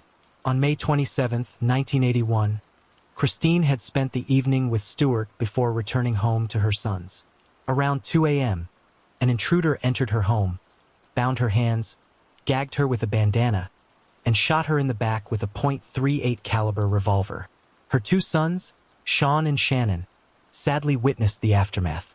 Sean later recalled hearing a loud noise like a firecracker and saw a masked man fleeing the house. At first glance, there appeared to be no obvious motive. No valuables were stolen, and there was no sign of forced entry, suggesting a crime of passion or something intended to silence Christine. However, the details of her murder would set off a series of events that would lead to accusations, trials, and a media sensation. Sean's description of the intruder as a tall man with reddish-brown hair tied in a ponytail did not immediately provide any clear leads. But the investigation took a dramatic turn when the focus shifted to her ex-husband's second wife, Lori Benbenick, who went by Bambi. Bambi was a former police officer and ex-Playboy bunny, whose name would become synonymous with the case. Bambi had this to say: "I worked as a waitress at the Playboy Club for just 3 weeks. But it seemed like I'd always be remembered as the Playboy bunny." This brief stint would become a defining part of her public narrative, one the media eagerly clung to. In March 1980, she joined the Milwaukee police force, eager to prove herself in a male-dominated field. However, after only a few months, Bambi was dismissed during her probationary period and filed a sex discrimination complaint with the Equal Employment Opportunity Commission, alleging her dismissal was rooted in gender bias rather than performance issues. After leaving the police department, Bambi's life took another dramatic turn when she became involved with Fred. Their relationship escalated quickly, and within 3 months of Fred's divorce from Christine, he married Bambi on January 29, 1981. Their whirlwind relationship would soon lead to a scandal and tragedy. As the investigation into Christine's murder progressed, Bambi's connection to the crime became more apparent. She had reportedly expressed jealousy over the financial support Fred was still providing Christine, including alimony payments. They also located witnesses who said Bambi had talked about blowing Christine's head off and had even approached people about hiring someone to kill her. The breakthrough in the investigation came when a reddish-brown wig was found clogging the plumbing of the apartment building where Bambi lived. Fibers from the wig were found to match those discovered at the crime scene. Further forensic analysis linked Bambi's hair to that found on Christine's gag. The final piece of evidence came when Fred's off-duty revolver was found to be the murder weapon. Bambi had access to the gun and the ballistics matched the fatal shot. In late June 1981, Bambi was arrested. The investigation also revealed troubling details about Fred's alibi. While he had claimed to be on duty the night of the murder, he later admitted to lying about his whereabouts, revealing he had been drinking at a bar with a fellow officer. Despite Fred's lies, he was cleared of direct involvement, and all evidence pointed toward Bambi as the killer. On March 9, 1982, after a 3-week trial, Bambi was convicted of first-degree murder and sentenced to life in prison. Her case became a media sensation, with Bambi becoming a controversial figure. Many believed she was wrongfully convicted and rallied behind her. T-shirts emblazoned with "Run Bambi Run" were sold, and a Bambi look-alike contest was held in her honor. In 1990, Bambi escaped from Tachita Correctional Institution with the help of her fiancé, Dominique Gugliotto. The two fled to Canada, where they spent 3 months on the run before being captured in Thunder Bay, Ontario. Supporters continued to rally for her, convinced she had been the victim of a miscarriage of justice. After her capture and extradition, Bambi was granted a judicial review, which revealed significant mistakes in the original investigation. While no conspiracy was proven, the errors in handling evidence were enough to warrant a new trial. Rather than face the possibility of a second conviction, Bambi pled no contest to second-degree murder in 1992. She was released after serving just over 10 years in prison. Despite her release, Bambi continued to maintain her innocence. In 2002, after completing her parole, she filed a motion seeking DNA testing to clear her name. In the midst of this legal battle, she was severely injured while attempting to escape during a Dr. Phil show appearance. The fall resulted in the amputation of her right foot. Bambi's case continued to make headlines, with her attorney pushing for a pardon. Despite her efforts, Bambi's request for posthumous pardons remained unanswered. Her legal fight to clear her name was fueled by new DNA evidence, but no conclusive match has yet been made. Bambi died on November 20, 2010 in hospice care after battling liver and kidney failure, a complication of hepatitis C. Her death did little to quiet the controversy surrounding her case, with many still believing she was wrongfully convicted. To this day, her story remains one of the most discussed and debated in Wisconsin's criminal history. Christine Schultz's murder was ultimately solved with the conviction of Bambi, but questions about the investigation, Bambi's role, and the involvement of others still linger. As the case continues to unfold, some wonder if there's more to the story than what has been revealed. Was Bambi framed? And if she wasn't the killer, then who was? Here are reasons people believe she is innocent. They believe the evidence was weak considering it was only the wig and Christine's hair on a pair of her pants. Some believe she was framed for her accusations of gender discrimination while on the Milwaukee force. Some believe she wasn't really that jealous of Christine. There were also allegedly conflicting witness testimonies, and some even recanted or later altered their stories. Some have also criticized the defense team for not aggressively challenging the prosecution's evidence. It was also said that some jurors were shifted because of her prior work as a waitress at a Playboy club. Some point to the polygraph she passed, while others point to the individuals who reportedly confessed or implicated themselves in the crime but were never formally charged. What do you think? Let me know in the comments below. At the age of 31, Catherine Donahue lived in Arlington, Virginia, where she worked as a secretary. She was known for her warmth and hardworking nature and had her whole life ahead of her before she encountered a very evil individual. Unfortunately, there isn't much public information available about her personal life, including whether she ever married or had children. Regardless, on March 3, 1979, Catherine's body was discovered by someone walking through a parking lot in the 8400 block of Hamlin Street in Glen Arden, Virginia. She had been sexually assaulted and beaten to death. Law enforcement quickly responded, launching an investigation that included collecting forensic evidence, interviewing potential witnesses, and following numerous leads. However, despite their efforts, the case quickly grew cold. The forensic technology of the time, particularly DNA testing, was not advanced enough to provide meaningful evidence or identify a suspect. As the years passed, the case grew colder and Catherine's family was left to cope with the tragedy of not knowing who murdered their loved one. That is until 2024, when the Prince George's County Police Department's Cold Case Unit decided to revisit the case with modern forensic advancements. Evidence from the crime scene was sent to Othram and a comprehensive genetic profile was created. This profile was then submitted to the FBI's Forensic Genetic Genealogy team, who worked tirelessly to track down potential relatives of the suspect. Their hard work paid off when they identified Roger Zotis Brown, now in his 80s, as a person of interest. While Brown was never considered a suspect during the original investigation, he did live in the area about 15 miles from Arlington. A DNA sample was then obtained from Brown and confirmed the match, conclusively linking him to Catherine's murder. Brown has been charged with first-degree murder and sexual assault. Plus, investigators are now looking into whether he may be connected to any other unsolved crimes from that time period. As of now, he remains in jail, awaiting the outcome of the case. Martika Ferguson, known as Tyka, was born on May 20, 1993 in Colorado Springs, Colorado, to Leela Edwards and Gothy Barksdale. She was then adopted by David and Effie Ferguson in 1999.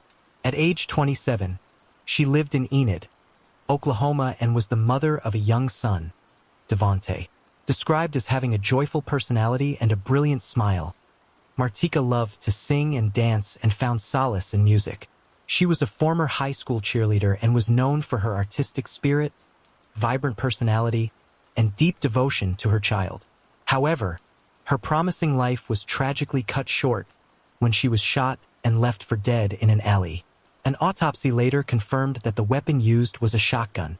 Investigators quickly identified a suspect after analyzing surveillance footage from nearby businesses and residences.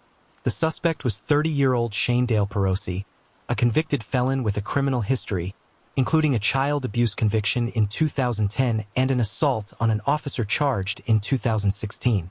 Notably, Perosi's residence was just a block away from where Tyka's body was found. On December 2, 2020, SWAT officers executed a no-knock warrant at Perosi's home, arresting him on charges of first-degree murder, destruction of evidence, and possession of a firearm after a felony conviction. Surveillance footage played a crucial role in the investigation, capturing Tyka walking alone before encountering a biker wearing a black jacket and a cowboy hat. Later identified as Perosi, the two were seen walking toward Hallmark Baptist Church and then into an alley where they moved out of the camera's view. 12 minutes later, Perosi was seen alone, leaving the scene on his motorcycle. Investigators received an anonymous tip that helped identify Perosi. The tipster revealed that he and Taika had dated in the past and she occasionally stayed at his residence, which was set up in a garage. The tipster also stated that Perosi had sent threatening messages, including one that ominously mentioned, "You might end up like your girl Taika. I hear they found her dead yesterday." Upon searching Perosi's home, authorities found evidence linking him to the crime, including the distinctive jacket seen in the surveillance footage. When confronted with the evidence, Perosi confessed to killing Martika. His statements to investigators were chilling. He said he was glad he killed her and did it to teach her a lesson. He further expressed frustration with people he referred to as tweakers, whom he accused of stealing from him. Perosi alleged that a friend had caught Martika inside his home the day before her death, leading him to ban her from his residence. He stated that she was only permitted to be near the church, but not his house. Despite his admission of guilt, Perosi attempted to shift partial blame on Martika, claiming that she had grabbed the gun after he cocked it and that it accidentally discharged. Nonetheless, his statements and actions made it clear that the killing was intentional. In the end, he pleaded guilty to second-degree murder and was sentenced to life in prison. Pauline Brazitt was born on September 1, 1959 of Metis descent. Although she was Metis, she and her family did not grow up within First Nations culture. At 16, Pauline was a young mother from Saskatchewan who had recently relocated to Calgary, Alberta, Canada in the fall of 1975 with her infant daughter and older sister.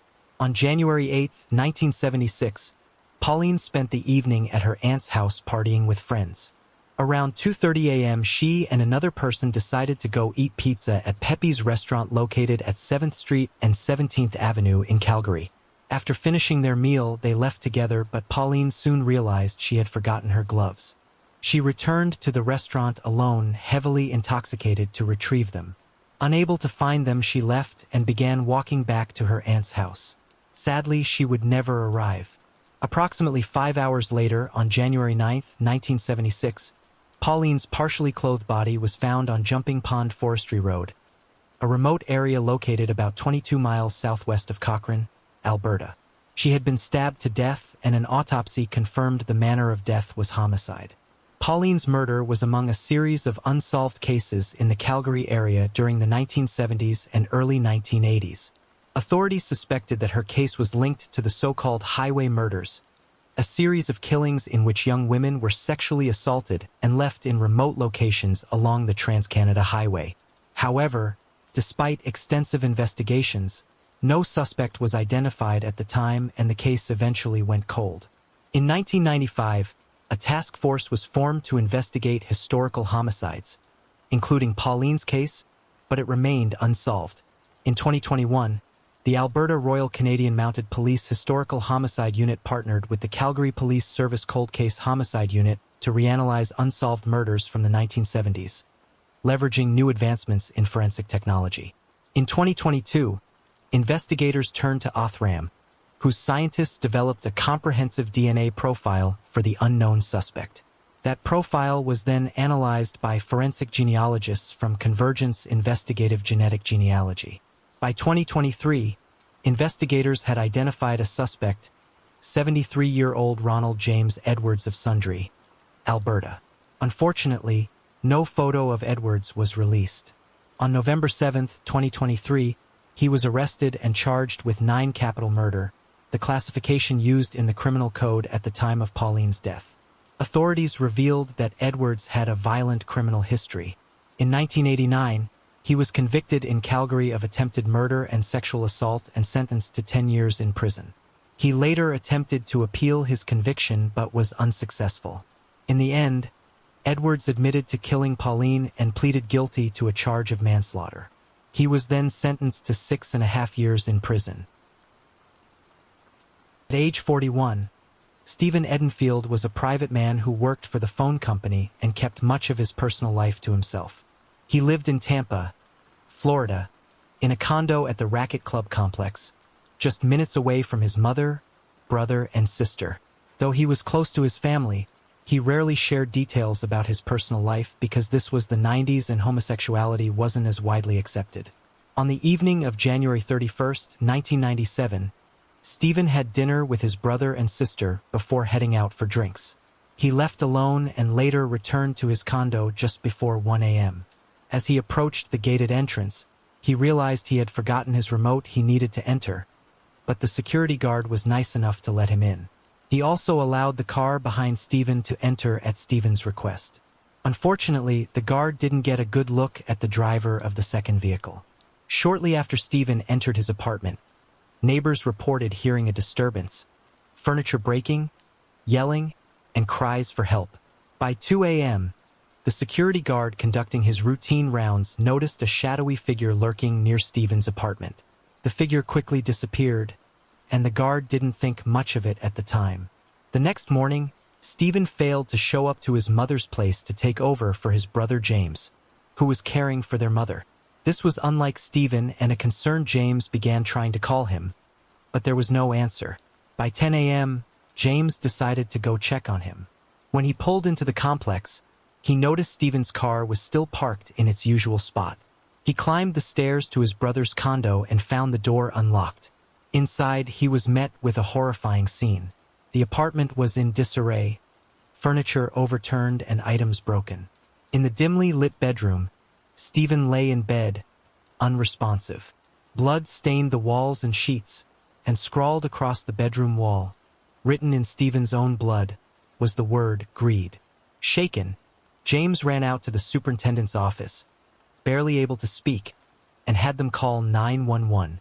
The brutal nature of the crime suggested a deeply personal attack, yet with no signs of forced entry and few immediate leads, the case quickly went cold. Decades later, in 2022, the Hillsborough County Sheriff's Office Cold Case Unit revisited the case utilizing advanced forensic DNA testing conducted by Othram Labs. This renewed effort was funded by a Bureau of Justice Assistance grant and involved forensic genetic genealogy analysis. In 2024, investigators identified an unknown DNA profile that not only linked to Stephen's murder, but also to an unsolved 2005 sexual assault case in Illinois. The breakthrough led authorities to Brandon Gliha, a 47-year-old man living in Tampa, Florida. Gliha had recently been arrested on an unrelated forgery warrant out of Illinois in February 2025. While in custody, investigators obtained a DNA sample which matched evidence from the 1997 crime scene. Confronted with the evidence, Gliha confessed to his involvement in Stephen's murder. Gliha claimed that a man known only as Chino had picked him up that night, and the two went to Stephen's condo. He alleged that Chino intended for him to engage in a sexual act with Stephen, which left him feeling violated and angry. According to Gliha, an argument ensued between Chino and Stephen over money, leading Gliha to throw a porcelain statue at Stephen. A struggle followed, and Gliha stated that Chino ultimately stabbed Stephen to death. Despite his claims of limited involvement, authorities have not indicated if they're searching for the man known only as Chino. Regardless, on February 24, 2025, Gliha was officially charged with first-degree murder with a weapon and robbery with a deadly weapon. He remains in custody without bond. Stephen's brother, James, who had discovered the horrifying scene nearly 3 decades earlier, lived to see justice served. However, their mother and sister, both of whom had shared Stephen's final evening, passed away before Gliha's arrest. James revealed that their mother had suffered multiple heart attacks and a stroke, believing that the weight of Stephen's unsolved murder had contributed to her declining health. After 28 years, the brutal murder of Stephen Edenfield has finally been solved, offering a long-awaited sense of closure for those who loved him.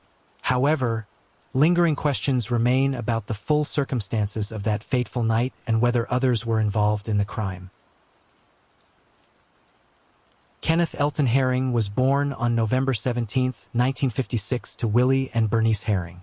At 62 years old, Kenneth lived in Atlanta, Georgia, where he was known by his family as a playful, joking older brother who loved to leave funny messages on his sister's answering machine. But in May of 2019, a moment of medical distress led to a confrontation that would end his life and cost another their freedom. On a spring day in Clayton County, Georgia, Kenneth was behind the wheel of his Dodge Dakota pickup truck when he reportedly ran a red light and collided with a semi-truck. It was a minor traffic accident, No injuries, no major damage. But Kenneth didn't wait for authorities. Witnesses later said he appeared dazed and disoriented, circling his truck for 15 to 20 minutes before driving away. What no one at the time fully realized was that Kenneth was suffering from a diabetic medical emergency. One of the bystanders at the scene was 21-year-old Hannah Payne. Though she wasn't involved in the accident, Payne pulled over and dialed 911. In the moments that followed, made a choice that would change her life forever. Despite being told 4 separate times by the 911 dispatcher not to follow Kenneth, Payne got in her Jeep and gave chase. What Payne didn't know or refused to consider was that Kenneth wasn't intoxicated. He was in medical crisis. As she called up to him, she used her car to box his vehicle in at an intersection. Witnesses said what happened next was fast and aggressive. Payne jumped out of her Jeep and marched up to Kenneth's driver's side window, yelling and pounding on the glass. She demanded that he return to the crash site. According to Payne, the situation escalated quickly. She testified that Kenneth reached out of his truck, grabbed her shirt and wrist, and dragged her partially into the vehicle as he tried to drive off. She claimed she showed him her handgun and tried to push him away with it, insisting she never had her finger on the trigger. As he's pulling it, she said that's when the trigger went off. But eyewitnesses told a different story. According to multiple people on the scene, Payne ran up to Kenneth's truck, cursed at him, began striking him through the open window, and then pulled out her weapon.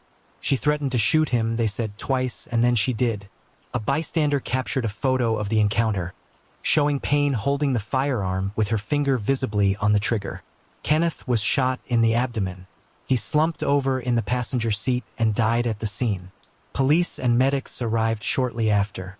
Payne, still on the phone, calmly handed her weapon to an officer. Body cam footage later showed the aftermath. Kenneth unresponsive in his truck. At her trial in 2023, Payne testified in her own defense. She claimed she was only trying to help and that she believed she was acting under the direction of a Georgia Corrections officer at the original crash scene who had allegedly told her to go. That officer testified as well, saying Kenneth showed signs of diabetic shock, not drunkenness, and that Payne had made assumptions. Those assumptions, the prosecution argued, turned deadly. Prosecutors accused Payne of playing vigilante, of ignoring law enforcement, and of acting on unfounded suspicions. They argued that Kenneth was confused, disoriented, and vulnerable, and that Payne's pursuit and aggression led directly to his death. She was, they said, trying to play cop. The jury deliberated for just 2 hours. Payne was convicted on all counts: malice murder, 2 counts of felony murder, aggravated assault, false imprisonment, and 3 counts of possession of a firearm during the commission of a felony. She was sentenced to life in prison with the possibility of parole, but not before serving at least 43 years behind bars. In the courtroom, Kenneth's family cried as the verdict was read. His sister Jacqueline said she felt a wave of relief, though she still wished Payne had received life without parole, just as her brother had received death without parole. In the aftermath of the trial, both families received disturbing death threats, prompting an investigation by the district attorney's office. In the end, Kenneth Elton Herring, a man simply trying to make it home while experiencing a diabetic episode, lost his life. Hannah Payne, a woman who refused to stand down, lost her future, and a community was left to mourn what might have been avoided if only someone had listened.